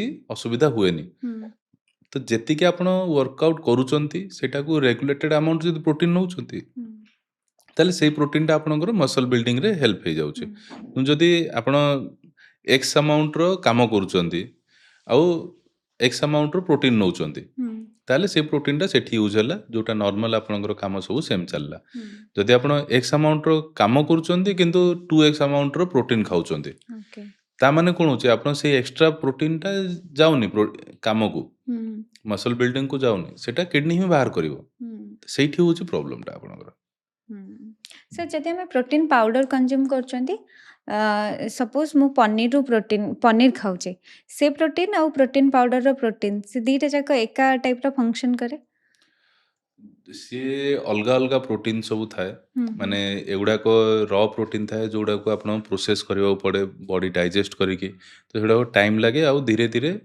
ଫିଲ୍ଟର ହେଇକିରି ଆପଣଙ୍କର ଷ୍ଟମାକ୍ ଇଣ୍ଟେଷ୍ଟାଇନ୍ ସେ ସବୁରୁ ହେଇକିରି ଆବଜର୍ବ ହେଇକି ଅଲଗା ଅଲଗା ପ୍ରୋଟିନ୍ ଆସେ କିନ୍ତୁ ଯେଉଁଟା ପ୍ୟାକେଟେଡ୍ ପ୍ରୋଟିନ୍ ମିଳେ ସେଗୁଡ଼ାକ ୱେ ପ୍ରୋଟିନ୍ ପୁରା ପ୍ୟୁରିଫାଏଡ୍ ପ୍ରୋଟିନ୍ ଥାଏ ତ ହୁଁ ସେଗୁଡ଼ାକ ଡାଇରେକ୍ଟ ଆପଣ ନେଇକି ଯାଉଛନ୍ତି ହୁଁ ତ ସିଏ ଇମିଡ଼ିଏଟ୍ ଇଫେକ୍ଟ ଆପଣଙ୍କ ବଡ଼ିରେ ଦିଏ ତ ଏଇଟା ଯେଉଁ ପ୍ରୋସେସ୍ଡ ପ୍ରୋଟିନ୍ ହେଇକି ଯାଏ ବଡ଼ିକୁ ହୁଁ ସିଏ ଟିକେ ବେଟର ମେଟାବୋଲାଇଜ୍ ହୁଏ ହୁଁ ଦେନ୍ ର ପ୍ରୋଟିନ୍ ଯେଉଁଟାକ ଆପଣ ଖାଉଛନ୍ତି ପ୍ୟାକେଜ୍ଡ ପ୍ରୋଟିନ୍ ପ୍ରୋସେସ୍ଡ ପ୍ରୋଟିନ୍ ସେଗୁଡ଼ାକ ଆଜ୍ଞା ତାହେଲେ ଆମେ ଖାଇବାର ପ୍ରୋଟିନ୍ଟା ଅଧିକ କନଜ୍ୟୁମ୍ ବେଟର କରିବା ଦରକାର ବେଟର ସାର୍ 54% ଅଫ୍ ଓଡ଼ିଶାର ୟୁଥ୍ କ୍ରୋନିକ୍ କିଡନୀ ଡିଜିଜ୍ରେ ଆଫେକ୍ଟ ଅଛନ୍ତି ସାର୍ ଏତେ ୟୁଥ୍ କାହିଁକି ଆଫେକ୍ଟ ହେଉଛନ୍ତି କ୍ରୋନିକ୍ କିଡନୀ ଡିଜିଜ୍ ଆମେ କହିବାକୁ ଗଲେ ତାର ବହୁତ ଅଲଗା ଅଲଗା କାରଣ ସବୁ ଅଛି ଯେମିତିକି ସବୁଠୁ ମୋଷ୍ଟ କମନ୍ ଆମେ କିଡନୀ ଫେଲିୟର ବା କିଡନୀ ଡିଜିଜ୍ରେ ଆମେ ଦେଖୁଛେ ଡାଇବେଟିସ୍ ଆଉ ହାଇପରଟେନସନ୍ ନେକ୍ସଟ ଆସୁଛି ଲାଇଫଷ୍ଟାଇଲ୍ ଆପଣଙ୍କର ଡାଏଟ୍ କିଛି ଗ୍ଲୋମେରୁଲାର ନେଫ୍ରାଇଟିସ୍ ଯେମିତିକି କିଡନୀ ଭିତରୁ ଜେନେଟିକାଲି ଖରାପ ହେବା ବହୁତ କେସେସ୍ରେ ତାର ଅନନୋନ୍ କଜ୍ ଯେଉଁଟା ଥାଏ ଯେ କିଛି ଜଣାପଡ଼େନି ଇନଫ୍ୟାକ୍ଟ ବହୁତ କେସେସ୍ରେ ଜଣା ବି ପଡ଼ିଯିବ କିନ୍ତୁ ଯେତେବେଳେ ଆମ ପାଖକୁ ଜଣାପଡ଼େ ସେତେବେଳେ କିଡନୀ ଅଲରେଡ଼ି ଏତେ ଛୋଟ ହୋଇଯାଇଥାଏ ଆମେ କେମିତି ଜାଣିବା ଯେ କଜ୍ କ'ଣ ପାଇଁ ହେଉଛି ତ ଗୋଟେ କିଡନୀରେ ବାୟୋପ୍ସି କରାଯାଏ କିଡ଼ନୀର ଗୋଟେ ନିଡଲ୍ ବାୟୋପ୍ସି କରିକି ସେଟାକୁ ମାଇକ୍ରୋସ୍କୋପ୍ରେ ଦେଖିଲେ କ'ଣ ଚେଞ୍ଜେସ୍ ଅଛି ସେଟାକୁ ଦେଖିକି ଆମେ ଜାଣୁ ଯେ କେଉଁ କାରଣ ପାଇଁ ହେଇଛି ବୋଲି। ତ ବହୁତ କେସେସ୍ରେ କିଡ଼ନୀ ଏତେ ଛୋଟ ହେଇଯାଇଥାଏ ଯେ ଆମେ ତାକୁ ବାୟୋପ୍ସି କରିବା କଣ୍ଡିସନରେ ନଥାଏ। ତ ସେଇ ସବୁ କେସେସ୍କୁ ଅନନୋନ୍ କ୍ୟାଟାଗୋରୀ ବୋଲି କୁହାଯାଏ। ୟଙ୍ଗ ପପୁଲେସନରେ କାହିଁକି ହେଉଛି? All causes. ଆଜି ଟାଇମ୍ରେ ଆପଣ ଦେଖିବେ ୟଙ୍ଗ ପପୁଲେସନରେ ଡାଇବେଟିସ୍ର ରେଟ୍ ବଢ଼ିଛି, ୟଙ୍ଗ ପପୁଲେସନରେ ଆପଣଙ୍କର ହାଇପରଟେନସନ୍ର ରେଟ୍ ବଢ଼ିଛି, ଷ୍ଟ୍ରେସ୍ ବଢ଼ିଛି, ଲାଇଫଷ୍ଟାଇଲ୍ ଚେଞ୍ଜେସ୍ କମ୍ପ୍ଲିଟଲି ହେୱାର, ତା ସହିତ ଲୋକଙ୍କର ଖାଇବା ସବୁ ଜିନିଷ ଚେଞ୍ଜ ହେଇଯାଇଛି। ତ ସେଥିପାଇଁ ଯେଉଁ ଜିନିଷ ଯେଉଁ ଡିଜିଜ୍ ଆଗରୁ ଆମେ 20 ବର୍ଷ ତଳେ ଦେଖୁଥିଲେ ଯେଉଁଟାକ 50 ବର୍ଷ ଲୋକଙ୍କୁ ହେଉଥିଲା, ଏବେ ସେଗୁଡ଼ାକ 30 ବର୍ଷ ଲୋକଙ୍କୁ ହେଉଛି। ଆମେ ଆଗରୁ ଜାଣି ହିଁ ନଥିଲେ ଯେ କେଉଁ ଗୋଟେ ଲୋକ ମାନେ 40 ବର୍ଷରେ ହାର୍ଟ ଆଟାକ୍ରେ ମରିଯିବ ବୋଲି। ଆଜି ଆମେ ବହୁତ କମନଲି ଦେଖୁଛେ ଯେ 30-35 ବର୍ଷର ଲୋକ ବି ହାର୍ଟ ଆଟାକ୍ରେ ପଳେଇ ଯାଉଛନ୍ତି। ତା ମାନେ ନୁହଁ ଯେ ଡିଜିଜ୍ଟା କିଛି ଚେଞ୍ଜ ହେଇଯାଇଛି, ଡିଜିଜ୍ ସେମ୍ ଅଛି, ତାର ପ୍ରୋସେସ୍ ଯେଉଁ ସବୁ ପ୍ରୋସେସ୍ରେ ସେ ଡିଜିଜ୍ଟା ଆରମ୍ଭ ହେଉଛି ଯାଉଛି ସେଗୁଡ଼ାକ ପାଇଁ ଯେଉଁ କଣ୍ଡ୍ୟୁସିଭ୍ ଆଟମୋସ୍ଫିୟର ସବୁ ଆମେ ତାଙ୍କୁ ଅର୍ଲି ଏଜ୍ରେ ଦେଇ ଦେଉଛେ, ସେଇଟା ହେଉଛି ଅସୁବିଧା। ସେଥିପାଇଁ ୟଙ୍ଗ ପପୁଲେସନରେ ସବୁ ଜିନିଷ ଆଜିକାଲି ଡିଜିଜ୍ ବଢ଼ିବାରେ ଲାଗିଛି। ସାର୍ ଆପଣ କହିଲେ ଯାହାର ଡାଇବେଟିକ୍ସ ଆଉ ହାଇପରଟେନସନ୍ ଥିବ ତାର କିଡ଼ନୀ ପ୍ରୋବ୍ଲେମ୍ ହେବାର ଚାନ୍ସେସ୍ ଅଧିକ। ହାଇପରଟେନସନ୍ ତ କଣ୍ଡିସନ୍ ଗୋଟେ ପ୍ରାୟ ସମସ୍ତଙ୍କର ରହୁଛି, କିନ୍ତୁ ଯାହାର ଡାଇବେଟିସ୍ ଅଛି ସେ କ'ଣ ଟେଷ୍ଟ କରିବା ଦରକାର ଯେଉଁଥିରେ ସେ କିଡ଼ନୀ ହେଲ୍ଥ ବିଷୟରେ ଜାଣିପାରିବ? ଯେଉଁ ଡାଇବେଟିସ୍ ଆଉ ହାଇପରଟେନସନ୍ ଦୁଇଟା ଯାକ ହେଉଛି ବହୁତ ଇନସିଡ଼ିୟସ୍ ଡିଜିଜ୍ ବୋଲି କୁହନ୍ତି। ଇନସିଡ଼ିୟସ୍ ମାନେ କ'ଣ ହେଉଛି? ବହୁତ ସ୍ଲୋଲି ଗ୍ରୋ ହୁଏ, ବହୁତ ଲମ୍ବା ଟାଇମ୍ ଧରିକି ଚାଲେ, ଆଉ କେତେବେଳେ ବଢ଼ିକି ହେଇଯାଏ ସେଇଟା ଆମେ କହିପାରିବାନି। ଇଭେନ୍ ଆମେ ଡାଇବେଟିସ୍ରେ ଦେଖୁଛେ ଡାଇବେଟିସ୍ ମାନେ ସୁଗର ବଢ଼ିକିରି ଗୋଟେ ଲୋକର ସିମ୍ପଟମ୍ ଆସିକି ସିଏ ଜାଣିବା ବେଳକୁ ଅଲରେଡ଼ି ତାର ବହୁତ ଗୁଡ଼ାଏ ଡ୍ୟାମେଜ୍ ହେଇଯାଇଥାଏ। ଆପଣଙ୍କର ଡାଇଗ୍ନୋସିସ୍ ହେଲା ବେଳକୁ ଡାଇବେଟିସ୍ ସିଏ ଆପଣଙ୍କ କିଡ଼ନୀକୁ ଆଫେକ୍ଟ କରିସାରିଥାଏ, ଆପଣ ଆଇ ସାଇଟ୍କୁ ଆଫେକ୍ଟ କରିଥାଏ, diabetic retinopathy, diabetic cystopathy, diabetic nephropathy, neuropathy, peripheral neuropathy ସବୁ ଜିନିଷ ସିଏ ଷ୍ଟାର୍ଟିଂ ହେଇଯାଇଥାଏ even around 1 to 5 years before you are diagnosed. ତ ସେଥିପାଇଁ ଡାଇବେଟିସ୍ଟା ହେଲା ମାନେ ତା ପୂର୍ବରୁ ଆପଣଙ୍କର ଅଲଗା ସିଷ୍ଟମ୍ ଆଫେକ୍ଟ ହେଇସାରିଲାଣି। ତ ସେତେବେଳେ ଆପଣଙ୍କୁ ରେଗୁଲାରଲି ଡାଇବେଟିସ୍କୁ କଣ୍ଟ୍ରୋଲ ରଖିବାକୁ ପଡ଼ିବ, ଚେକ୍ କରିବାକୁ ପଡ଼ିବ। ଆଉ ଏନି ଟାଇମ୍ ଯେତେବେଳେ ପେସେଣ୍ଟ ଗୋଟେ ଡାଇବେଟିସ୍ ଡାଇଗ୍ନୋସ୍ ହେଉଛି ତାକୁ ଆମେ ଏଇ 4-5ଟା ଜିନିଷ ଡେଫିନେଟଲି କରାଉ। ଗୋଟେ କିଡ଼ନୀ ଫଙ୍କସନ୍ ଟେଷ୍ଟ କରିକି କିଡ଼ନୀ ଠିକ୍ ଅଛି କି ନାହିଁ ଦେଖିବା ପାଇଁ, ଗୋଟେ ଫଣ୍ଡୋସ୍କୋପି କରିକି ଆଖି ଠିକ୍ ଅଛି କି ନାହିଁ ଦେଖିବା ପାଇଁ, ତାକୁ ଆମେ ତାଙ୍କର ନର୍ଭ ଠିକ୍ ଅଛି କି ନାହିଁ ଗୋଟେ ନର୍ଭ କଣ୍ଡକ୍ସନ୍ କରିକି ଦେଖୁ। ତ ଏସବୁ ବେସିକ୍ ଜିନିଷ ଯେଉଁଟା କରାଯାଏ ଯେ କାହିଁକିନା ଏଗୁଡ଼ାକ ହେଉଛି ପ୍ରି ଡାଇବେଟିକ୍ରୁ ହିଁ ଆଫେକ୍ଟ ହେଇଯାଇଥାଏ। ତ ସେଥିପାଇଁ ତ ତାପରେ ଡାଇବେଟିସ୍କୁ ଆପଣ ରେଗୁଲାରଲି ଚେକ୍ କରିବେ, ଫାଷ୍ଟିଂ PPBS ଘରେ ଚେକ୍ କରିବେ, HbA1c ଟେଷ୍ଟ ଯେଉଁଟା ଅଛି ସବୁ 3 ମାସରେ ଆଟଲିଷ୍ଟ ଚେକ୍ କରିବେ, ତାକୁ କଣ୍ଟ୍ରୋଲରେ ରଖିବେ 6ରୁ 7 ଭିତରେ, ତାଠୁ ଅଧିକ ବଢ଼ିବାକୁ ଦେବେନି। ସୁଗାରଟାକୁ ଲିମିଟ୍ରେ ରଖିବେ ଯେଉଁଟାକି ଆପଣଙ୍କର ରେଗୁଲାରଲି 180 ସେଇ ତଳେ ରହୁ ବୋଲି। ଏମିତି ନୁହଁ ଆଜି ଆପଣଙ୍କର 70 ହେଇଗଲା କାଲି 400 ହେଇଗଲା, ସେଇଟା ଆହୁରି ବହୁତ ଖରାପ ଯଦି ବହୁତ ଫ୍ଲକ୍ଚୁଏଟ୍ ହେଉଛି ବୋଲି। ତ ସେଇଟା ବି ଆପଣଙ୍କୁ ଖ୍ୟାଲ ରଖିବାକୁ ପଡ଼ିବ। ସାର୍ ଏଇଟା ତ ଆମେ କହିଲେ ଡାଇବେଟିସ୍ କଥା। ସାର୍ 90% ଓଡ଼ିଶାର ଲୋକ ସେମାନେ ଜାଣିନଥାନ୍ତି ଆମର କିଡ଼ନୀ ପ୍ରୋବ୍ଲେମ୍ ଅଛି ବୋଲି। ଯଦି ଆପଣ କୁହନ୍ତୁ କେଉଁ ଏଜ୍ରୁ ଆମେ କେଉଁ ଟେଷ୍ଟ ଆରମ୍ଭ କରିଦେବା ଦରକାର ରେଗୁଲାର ଚେକଅପ୍ରେ? ଦେଖନ୍ତୁ କିଡ଼ନୀ ଡିଜିଜ୍ ଯେଉଁଟା ହେଉଛି ସେ ଜଣାପଡ଼ିବା ବହୁତ ଡିଲେଡ୍ ହୁଏ, କାହିଁକିନା କେହି ବି ତ କ୍ରିଆଟିନ୍ ବଢ଼ିଛି ବୋଲି ଜାଣିନଥାନ୍ତି। କିଡ଼ନୀ ଯେତେବେଳେ ୟୁରିନ୍ରେ ପ୍ରୋବ୍ଲେମ୍ ହୁଏ ସେତେବେଳେ ହିଁ ଆମେ ଜାଣୁ। ଅଦରୱାଇଜ୍ ଯେଉଁମାନେ ପୁରା କିଡ଼ନୀ ଫେଲିୟର୍ ହେଇକି ବି ବହୁତ ଲୋକ ଫର୍ଷ୍ଟ ଟାଇମ୍ ପ୍ରେଜେଣ୍ଟ କରନ୍ତି ପୁରା କିଡ଼ନୀ ଯେଉଁଥିରେ କି କାମ ହିଁ କରୁନି, ସେଥିରେ ଗୋଡ଼ ହାତ ଫୁଲିଯାଏ, ପୁରା ଏଡିମ୍ ହେଇଯାଇଥାଏ, ନିଶ୍ୱାସ ନେଇପାରନ୍ତିନି, ପାଣି ଜମି ଯାଇଥାଏ ଚାରିଆଡ଼େ, ସେଇ କଣ୍ଡିସନରେ ପୁରା ପ୍ରେଜେଣ୍ଟ କରନ୍ତି ଫର୍ଷ୍ଟ ଟାଇମ୍, ବିଲକୁଲ ଆଗରୁ ଜାଣିନଥାନ୍ତି। ତା ପୂର୍ବରୁ ବଡି କିଛି ଅର୍ଲି ସାଇନ୍ ଦେଇନଥାଏ? କିଛି ଦେଇନଥାଏ ଜେନେରାଲି। ଯେଉଁ ଛୋଟ ମୋଟ ସାଇନ୍ ଆଗରୁ ଆସିଥାଏ ସେଗୁଡ଼ାକୁ ମାଇନର ବୋଲି ଆମେ ଆଭଏଡ଼ କରିଦେଇଥାଉ। ବେଳେବେଳେ ଆପଣଙ୍କର ୟୁରିନ୍ ଟିକେ ଡାର୍କ କଲର୍ ଆସିଥିବ କି ବ୍ରାଉନିସ୍ କଲର୍ ଆସିଥିବ କି କେତେବେଳେ ଆପଣଙ୍କୁ ପେନ୍ ହେଇଥିବ କିଡ଼ନୀରେ, ସେସବୁ ଜିନିଷ ମାଇଲ୍ଡ ଥାଏ ଯେଉଁଟାକି ଜଣାପଡ଼ିନଥାଏ। କିନ୍ତୁ ଯଦି ହାଇ ରିସ୍କ ପେସେଣ୍ଟ ଯେଉଁମାନେ ଅଲରେଡ଼ି ଆପଣଙ୍କର ଫ୍ୟାମିଲିରେ କାହାକୁ ଡାଇବେଟିସ୍ ଅଛି, ନହେଲେ ଆପଣଙ୍କୁ ଡାଇବେଟିସ୍ ଅଛି, ବ୍ଲଡ଼ ପ୍ରେସର ଅଛି, ଫ୍ୟାମିଲିରେ ହିଷ୍ଟ୍ରି ଅଫ୍ କିଡ଼ନୀ ଡିଜିଜ୍ ଅଛି, କିମ୍ବା ଆପଣ କୌଣସି ହାଇ ରିସ୍କ ଜବ୍ କରୁଛନ୍ତି ସେସବୁ ଇଏରେ, ତାହେଲେ ଆପଣଙ୍କୁ ଆଟଲିଷ୍ଟ ବର୍ଷକୁ ଥରେ କିଡନୀ ଫଙ୍କସନ୍ ଟେଷ୍ଟ କରିବା ନିହାତି ଦରକାର। Kidney function test. ହଁ, ଯୋଉଥିରେ କି urea, creatinine, sodium, chloride, potassium ଆଉ ଆପଣଙ୍କର ୟୁରିକ୍ ଏସିଡ୍ ବେସିକ୍ ଜିନିଷ ଥାଏ। ଆଉ ଗୋଟେ ୟୁରିନ୍ ରୁଟିନ୍ ଟେଷ୍ଟ କରିବା ଦରକାର। ତ ଏଥିରେ ଆମକୁ ମୋଷ୍ଟଲି ଜଣାପଡ଼ିଯାଏ ଯେ କିଡନୀ ହେଲ୍ଥ କେମିତି ଅଛି। ସେକେଣ୍ଡ ହେଉଛି ଯଦି ଆପଣଙ୍କର କିଛି ବି ରିସ୍କ ନାହିଁ ତାହେଲେ ବି ଆପଣ 15-20 ଇୟର୍ସ ଏଜ୍ ପରେ ରୁଟିନ୍ ହେଲ୍ଥ ଚେକଅପ୍ ହିସାବରେ ଏଇ ଗୋଟେ ଟେଷ୍ଟ ବର୍ଷକୁ କିମ୍ବା 2 ବର୍ଷକୁ ଥରେ କରିବା 20 ଆଇଡିଆଲ ଇୟର୍ସ ପରେ ଚେକଅପ୍ ଷ୍ଟାର୍ଟ ଆଇଡିଆଲି କରିବା କରିବା ଦରକାର। ସେ କିଡନୀ ଫେଲୁଅରରେ କେତେ ମୋର୍ଟାଲିଟି ରେଟ୍? କିଡନୀ ଫେଲିୟରରେ ମୋର୍ଟାଲିଟି ରେଟ୍ ମାନେ କହିବାକୁ ଯଦି ଆପଣ କିଛି ଟ୍ରିଟମେଣ୍ଟ ନ କରୁଛନ୍ତି ତାହେଲେ ତ 100%। ଯଦି ଆପଣ ମୋର୍ଟାଲିଟି ଦେଖୁଛନ୍ତି କିଡନୀ ଫେଲିୟର ଡାୟଗ୍ନୋସିସ୍ ହେଲା ଟ୍ରିଟମେଣ୍ଟ ତାର अर्ली ଷ୍ଟେଜ୍ରେ ଡାୟଗ୍ନୋସିସ୍ ହେଲେ ତାକୁ ଆମେ ମେଡ଼ିସିନ ଦେଇକି ତାକୁ କଣ୍ଟ୍ରୋଲ କରୁ। ରିଭର୍ସିବଲ୍ ବହୁତ କମ୍ କେସେସ୍ରେ ଥାଏ ଅନଲେସ୍ ଇଟ୍ସ ଅବଷ୍ଟ୍ରକ୍ଟିଭ ଯଦି ଷ୍ଟୋନ୍ ହେଲା କି କିଛି ପ୍ରୋଷ୍ଟେଟ୍ ହେଲା ତ ସେଇ ସବୁ କେସେସ୍ରେ ସେ ରିଭର୍ସ ହୁଏ। ଯଦି ଆମର ରିଭର୍ସିବଲ୍ ନ ହେଉଛି ତାହେଲେ ସେ ପ୍ରୋଗ୍ରେସ୍ ହେଇ ହେଇ ବଢ଼େ। ତ ଯଦି ପ୍ରୋଗ୍ରେସ୍ ହେଇକି ବଢ଼ୁଛି ଗୋଟେ ଟାଇମ୍ ଆସେ ଯୋଉଥିରେ କି ଆମେ ତାଙ୍କୁ ଡାୟାଲିସିସ୍ କରିବା ପାଇଁ ଆଡ଼ଭାଇସ୍ କରୁ। ଡାୟାଲିସିସ୍ ମାନେ କ'ଣ? ଡାୟାଲିସିସ୍ ହେଉଛି ଆପଣଙ୍କର କିଡନୀ ଯୋଉ କାମ କରିପାରୁନି ତାକୁ ଆମେ ବାହାରେ କରିଲେ ଏଇଦର ଗୋଟେ ଡାୟାଲାଇଜର ମେସିନ୍ ବାହାରେ ରହୁଛି ଯୋଉଥିରେ କି ବ୍ଲଡ୍ ପୁରା ଯାଉଛି ସେଠି ଫିଲ୍ଟର ହେଇକି ଆଉଥରେ ଆପଣଙ୍କ ବଡି ଭିତରକୁ ଆସୁଛି, କିମ୍ବା ପେରିଟୋନିଆଲ ଡାୟାଲିସିସ୍ କରାହେଉଛି ଯୋଉଥିରେ କି ଗୋଟେ କ୍ୟାଥେଟର ପେଟ ଭିତରେ ଦିଆଯାଉଛି ଯୋଉଥିରେ ରେଗୁଲାରଲି ପାଣି ଭିତରକୁ ଗଲା ସେ କ୍ଲିୟର ହେଇକି ବାହାରକୁ ଆସିଲା।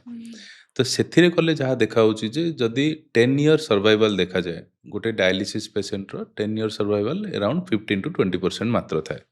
ମାନେ ଯଦି ଆଜିର ଦିନରେ ଆମେ ଗୋଟେ 100 ଜଣ ପେସେଣ୍ଟକୁ ଡାୟାଲିସିସ୍ରେ ଆରମ୍ଭ କଲୁ 10 ବର୍ଷ ପରେ ତା ଭିତରୁ ମାତ୍ର 20% ଲୋକ 20 ଜଣ ବଞ୍ଚିଥିବାର ଚାନ୍ସେସ୍ ଅଛି। ତାମାନେ ମୋର୍ଟାଲିଟିଟା ବହୁତ ଅଧିକ ରହୁଛି। ଯୋଉଟାକି ଆମେ ଯଦି କିଡନୀ ଟ୍ରାନ୍ସପ୍ଲାଣ୍ଟ କରୁଛୁ ତାହେଲେ ତାର ସକ୍ସେସ୍ ରେଟ୍ ତାର 10 ଇୟର ସର୍ଭାଇଭାଲ ଆରାଉଣ୍ଡ 90% ଥାଏ। ମାନେ ଯଦି ଆଜିର ଦିନରେ ଆମେ 100 ଜଣଙ୍କୁ କିଡନୀ ଟ୍ରାନ୍ସପ୍ଲାଣ୍ଟ କଲୁ ତାହେଲେ 10 ବର୍ଷ ପରେ ତା ଭିତରୁ 90 ଜଣ ବଞ୍ଚିଥିବାର ଚାନ୍ସେସ୍ ବହୁତ ଅଧିକ। ସେଥିପାଇଁ ଡାୟାଲିସିସ୍ ଠୁ ଟ୍ରାନ୍ସପ୍ଲାଣ୍ଟଟାକୁ ବେଟର ବୋଲି ନିଆଯାଏ। ସାର୍ କିଡନୀ ଟ୍ରାନ୍ସପ୍ଲାଣ୍ଟ କେମିତି ହୁଏ?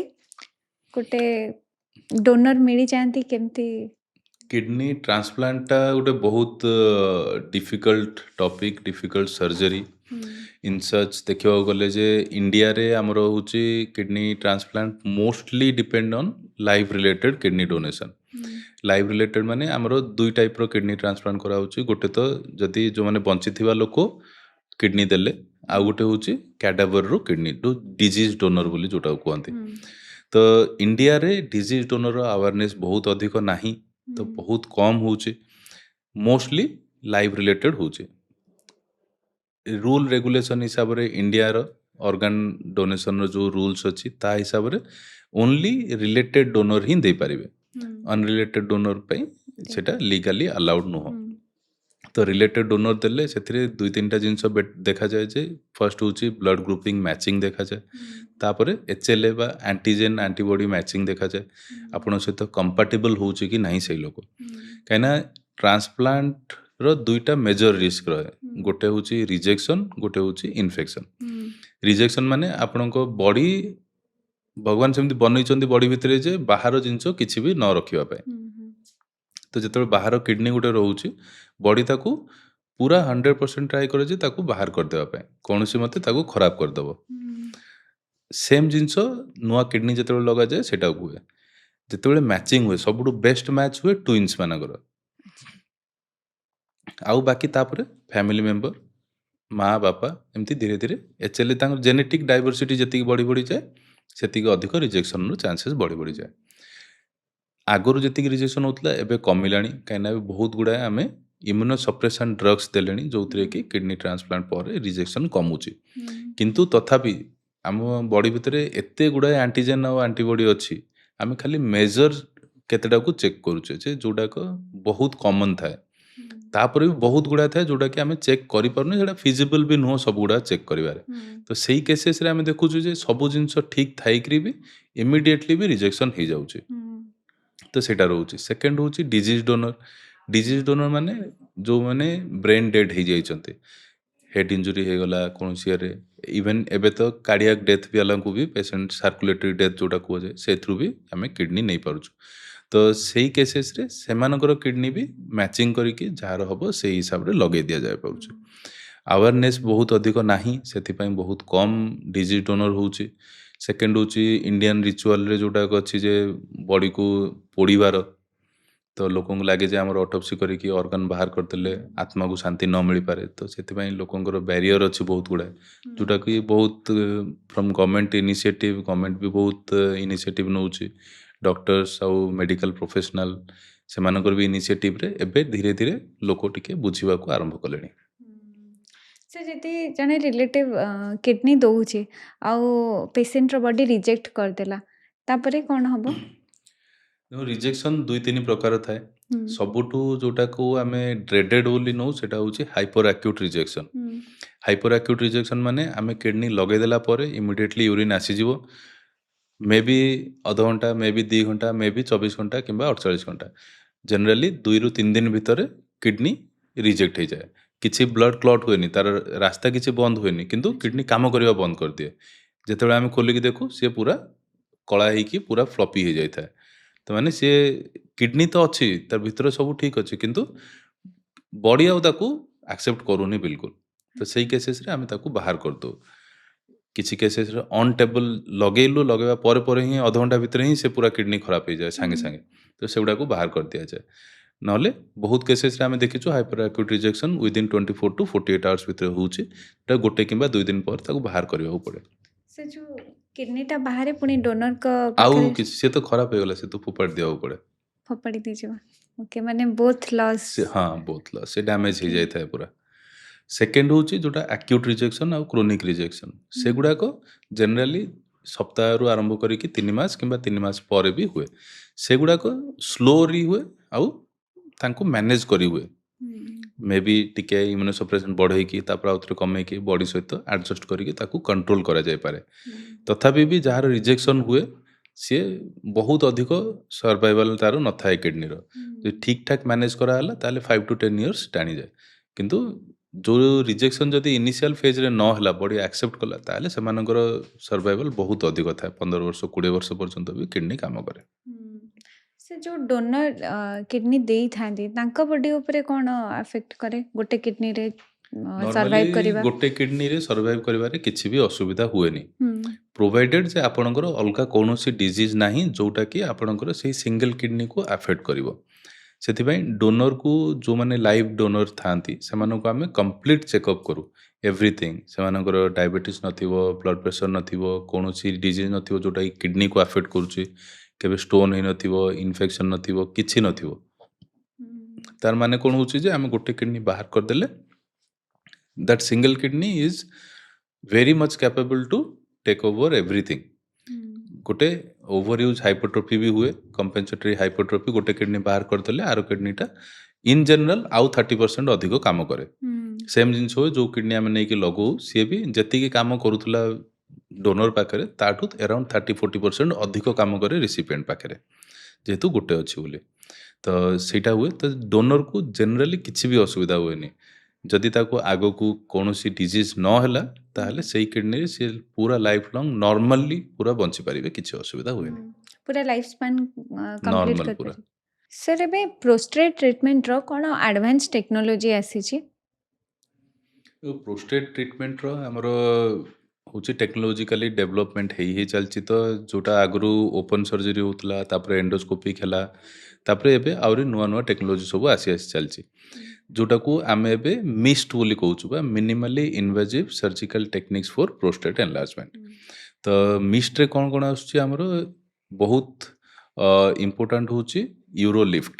ୟୁରୋଲିଫ୍ଟରେ କ'ଣ କରାଯାଏ, ଆମର TURP ଆପଣଙ୍କୁ ଜାଣିବା ଦରକାର ଯେ TURP କ'ଣ ଥିଲା ଆଗରୁ, ଯେଉଁଟାକି ଟର୍ପ କୁହାଯାଏ। ସେଥିରେ ଆମେ ଏଣ୍ଡୋସ୍କୋପି ଦେଇକି ପ୍ରୋଷ୍ଟେଟ୍କୁ ରିସେକ୍ଟ କରିକି କାଟୁଥିଲୁ, ମାନେ କଟ୍ କରି କରି ବାହାର କରାଯାଉଥିଲା। କଲେ ସେଇ ଚ୍ୟାନେଲଟା ଓପନ୍ ହେଇଯାଉଥିଲା, ପରିସ୍ରା କରିବାରେ କିଛି ଅସୁବିଧା ହେଉନଥିଲା। କିନ୍ତୁ ତା'ର କିଛି କିଛି ସାଇଡ଼୍ ଇଫେକ୍ଟ ଥିଲା, ଯେମିତିକି ଆପଣଙ୍କର ବ୍ଲିଡ଼ିଂ ହେବା, ଇନଫେକ୍ସନ୍ ରହିବା, ଆପଣଙ୍କର ସ୍ପିଣ୍ଟର ୱିକ୍ ହେବା, ୟୁରିନ୍ କଣ୍ଟ୍ରୋଲ ନ ହେବା, ଆଉ ପ୍ରୋଷ୍ଟେଟ୍ ଆଉଥରେ ବଢ଼ିକି ଆପଣଙ୍କର ରିକରେନ୍ସ ହେବା। ତ ଏସବୁ ଜିନିଷ ଥିଲା। ତା ସହିତ ସେକ୍ସୁଆଲ୍ ପ୍ରୋବ୍ଲେମ୍ ତ 100% ହୁଏ, ଇଜାକୁଲେସନ୍ ହୁଏନି ସେଥିରେ। ଏସବୁକୁ ମିଟିଗେଟ୍ କରିବା ପାଇଁ जोटा कि नुआ कनसेप्ट आसिला जे आम प्रोस्टेट आउ न कट करिकी खाली प्रोस्टेट को साइड करदेवा साइड करदेले प्रोस्टेटटा ओपन हो आउ आमर जहाँ सिम्पटम थी से गुड़ाक दूर हो तो सहीटा आसिला किसी इम्प्लांट किसी दिहले प्रोस्टेटर दी साइड को इम्प्लांट देकी खाली ओपन करदेले आम से बेनिफिट कौन मिलला आमर ब्लीडिंग हेलानी आमर इन्फेक्शन नहीं कटिंग किसी भी करने पड़लानी एनेस्थेसिया देवा पड़लानी लोकल एनेस्थेसिया रही जाऊँगी patient immediately same day catheter बाहर करके परन सका डिस्चार्ज हो जाउछंती आउ इजाकुलेटरी फंक्शन सेक्सुअल फंक्शन पूरा प्रिजर्व रोचे स्पिंक्टर रे किसी भी अफेक्ट हुए तो यूरिन कंट्रोल करिवारे कौन सी असुविधा हुए ना तो यही सब बेनिफिट मिले सेकेंड हूँ जे असुविधा कौन हुए असुविधा हूँ कॉस्ट जोटा कि आपणकर जेतिकी नुआ टेक्नोलोजी आसूची डेफिनेटली से R&D रिसर्च रे बहुत पैसा लगी था आउ एटा एबे भी इंडियन मेड रे होउनी एबे भी एटा इंपोर्टेड होउची जोथरे कि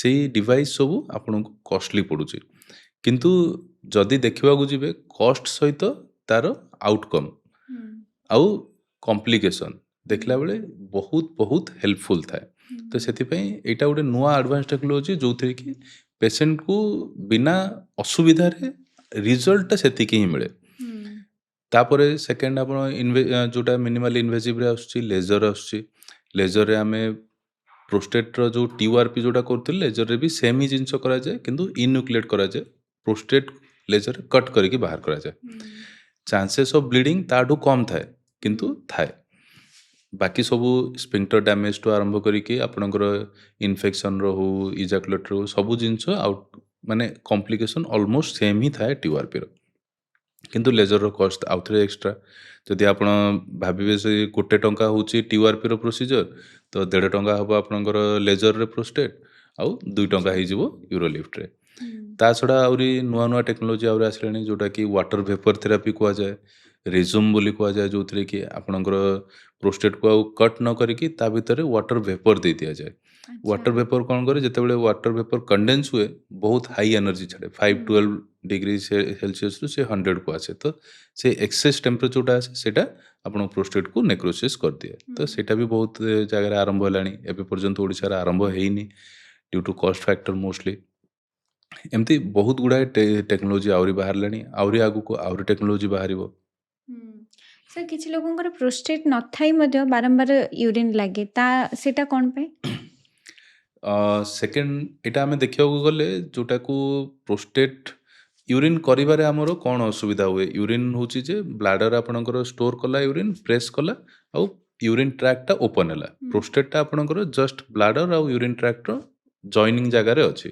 जेतोल बढ़ुची से प्रेस करूची किछि लोकंकर आमे देखुछु जे से प्रोस्टेट बढ़िनी किंबा प्रोस्टेट ऑब्स्ट्रक्ट करूनी किंतु तथापि यूरिन रो फ्लो कम होची जो जो सिम्पटम सब प्रोस्टेट आसीबो त सब सिम्पटम होची इनकम्प्लीट वॉइडिंग होची ट्रिपलिंग होची सब सिम्पटम होची किंतु अल्ट्रासाउंड करके आमे देखिले प्रोस्टेट बड़ नाही एंडोस्कोपी करके देखिले प्रोस्टेट बड़ नाही किंतु कोन थाए सेथिरे थाए ब्लाडर नेक जोटा टाइट थाए ब्लाडर नेक माने परिस्रा थळी आउ परिस्रा जो जंक्शन टा जोटी सेटा नेक सेटा आइडियली गोटे फनेल शेप हेकी रहबा दरकार किछि लोकंकर सेटा फनेल शेप न होई कि सेटा टाइट ही जाय थाए सेटा टाइट हे गला पर कोन हुए प्रोस्टेटिक यूरेथ्रा ओपन अच्छी ब्लाडर ठीक अच्छे किंतु ओपन हुएनी परिस्रा कला बेले जो रास्ताटा जॉइंटटा जोटा ओपन सेटा ओपन हुएनी तापाई भी आगुरु आमे जो ट्रीटमेंट करूथिले सेटा गोटे सर्जरी थिला जोटा को ब्लाडर नेक इंसिजन बा BNI बोली कुआ जाउतला एटा को करेंट रे करा जाउतला नहल तो लेजर रे भी करा जाउतला सेतरे भी बहुत टी असुविधा होतला सेही कटिंग रे ब्लीडिंग आउ आपनकर फाइब्रोसिस हेबार स्ट्रक्चर हेबार चांसेस रहउतला एबे ता पई भी हम पाखरे गोटे नुआ टेक्नोलोजी आछि जोटा को आई टिंड बोली कुआ जाउछि सेथिरे आमे गोटे सेल्फ एक्सपेंडेबल डिवाइस गोटे से ब्लाडर नेक रे आमे छाड़ी दो जोटा कि 5 रु 7 दिन रखा हुए सेथिरे से गोटे डिवाइस था जोटा धीरे धीरे धीरे धीरे एक्सपैंड हुए और से प्रेशर नेक्रोसिस करे 3 रु 4 जगह रे रास्ताटा को ओपन कर दियो पूरा सेथिरे आपनको ब्लीडिंग हुएनी ये हुएनी इजाकुलेशन सब एबे जो जो ट्रीटमेंट आपण देखिबे इवोल्यूशन केमती हेची आगुरु ट्रीटमेंट थिला जोटा कि आमे खाली रोग को ठीक करबा बोली आमे भाबिथिले गोटे रोग पेशेंट आसिला आमे ताकू रोगरु मुक्ति दे देले ता पई बाकी जहा होची हे जाऊ कैंसर है कैंसर बाहर करदे प्रोस्टेट प्रॉब्लम है बाहर करदे बाकी असुविधा जहाँ हो सेथिरे आमे बेसी कंसंट्रेटेड नथिला ଏବେ ଧୀରେ ଧୀରେ କ'ଣ ହେଲା ନାଇଁ ଆମେ ଟ୍ରିଟମେଣ୍ଟ ଖାଲି ଦେବା ଫଳରେ ହୁଁ ଅସୁବିଧା ଯୋଉ ଗୁଡ଼ାକ ହେଉଛି ଆମେ କେମିତି ଗୋଟେ ବାଲାନ୍ସ କରିପାରିବା ଯୋଉଥିରେ କି ଟ୍ରିଟମେଣ୍ଟ ବି ଭଲ ହବ ଆଉ ଅସୁବିଧା ବି ହବନି। ହୁଁ ସେଇଟା ହେଉଛି ଏବେର ଯେତିକି ନୂଆ ଟେକ୍ନୋଲୋଜି ଆସୁଛି ନୂଆ ଆଡଭାନ୍ସମେଣ୍ଟ ଆସୁଛି ହୁଁ ସେ ସବୁର ଆଉଟକମ୍ ୱାଇଜ୍ ଆପଣ ଦେଖିବେ ସେମ୍। ହୁଁ ମାନେ ଯୋଉ ବଡ଼ ଅପରେସନ୍ କରୁଥିଲେ ଯାହା ବି କରୁଥିଲେ ସେଥିରେ ଯୋଉ ଆପଣଙ୍କୁ ବେନିଫିଟ୍ ମିଳୁଥିଲା ବେନିଫିଟ୍ ୱାଇଜ୍ ସେମ୍, ହୁଁ କିନ୍ତୁ ସାଇଡ୍ ଇଫେକ୍ଟ ଆଉ କମ୍ପ୍ଲିକେସନ୍ ଆମେ କମ୍ କରି ହୁଁ ଯିବାକୁ ଚାହୁଁଛେ। ହୁଁ ଯେତିକି ମ୍ୟାକ୍ସିମମ୍ କମ୍ପ୍ଲିକେସନ୍ ଆମେ କମ୍ କରିପାରିବା, କାହିଁକିନା we are not treating a disease, ହୁଁ we are treating a patient. ହୁଁ ଖାଲି ତାର ରୋଗଟାକୁ ଆମେ ବାହାର କରିଦେଲେ ତା ମାନେ ନୁହଁ ଯେ ଆମେ ପେସେଣ୍ଟ ଠିକ୍ କରିଦେଲେ। ହୁଁ ରୋଗଟା ବାହାର କରିବା ସହିତ ପେସେଣ୍ଟଟାକୁ ବି ଆମେ ଭଲ ସାଟିସ୍ଫାଏଡ୍ କମ୍ଫର୍ଟେବଲ୍ ଗୋଟେ ଗୁଡ୍ କ୍ୱାଲିଟି ଅଫ୍ ଲାଇଫ୍ ବଞ୍ଚିବା ପାଇଁ ଆମେ ଯେମିତି ଚାହୁଁଛେ ସେଇଟା କରିବା ପାଇଁ। ତ ସେଥିପାଇଁ ନୂଆ ନୂଆ ଟେକ୍ନୋଲୋଜି ଆସୁଛି, ନୂଆ ନୂଆ ଆଡଭାନ୍ସମେଣ୍ଟ ଆସୁଛି। ଆମ ପାଖରେ ୟୁରୋଲିଫ୍ଟ ଆଭେଲେବଲ୍ ଅଛି, ଆଇଟିଣ୍ଡ ଆଭେଲେବଲ୍ ଅଛି। ଯୋଉ କେସେସ୍ରେ ହେବ ସେଇଟା ଆମେ ଦେଇକରି କରିପାରୁଛେ। ହୁଁ ପ୍ରୋଭାଇଡେଡ୍ ଖାଲି ଯେତିକି ନୂଆ ଟେକ୍ନୋଲୋଜି ଆସୁଛି ତାର ଗୋଟେ ହିଁ ଯୋଉ ଡିମେରିଟ୍ ରହୁଛି ସେଇଟା ହେଉଛି କଷ୍ଟ। ସେଇଟା ୱି ହୋପ୍ ଯେ ଆଗକୁ ଯେମିତି ଧୀରେ ଧୀରେ ଲୋକଙ୍କର ୟୁଜ୍ ବଢ଼ିବ, ଲୋକ ବହୁତ ଅଧିକ ଏବେ ମଲ୍ଟିପଲ୍ କମ୍ପାନିଜ୍ ଆସିବ ତ ତାର ଆଜ୍ ୟୁଜୁଆଲ୍ ପ୍ରାଇସେସ୍ କମିବ। କମିବ। ବହୁତ ବଢ଼ିଆ କଥା କହିଲେ ସାର୍। କେବଳ ଡିଜିଜ୍ ଠିକ୍ କରିବା ଗୋଟେ ଡକ୍ଟରର କାମ ନୁହଁ, କ୍ୱାଲିଟି ଅଫ୍ ଲାଇଫ୍‌କୁ ଇମ୍ପ୍ରୁଭ୍ କରିବା ଗୋଟେ ଡକ୍ଟରର କାମ। ସାର୍ ମେଲ୍ ମାନଙ୍କର ଗୋଟେ କମନ୍ ପ୍ରୋବ୍ଲେମ୍ ଦେଖାଯାଏ ହାର୍ନିଆ। ସାର୍ ହାର୍ନିଆ କଣ୍ଡିସନଟା କ'ଣ? ହାର୍ନିଆ ହେଉଛି ଆପଣଙ୍କର ବଡ଼ିରେ କିଛି ନ୍ୟାଚୁରାଲ୍ ଅରିଫିସେସ୍ ଥାଏ।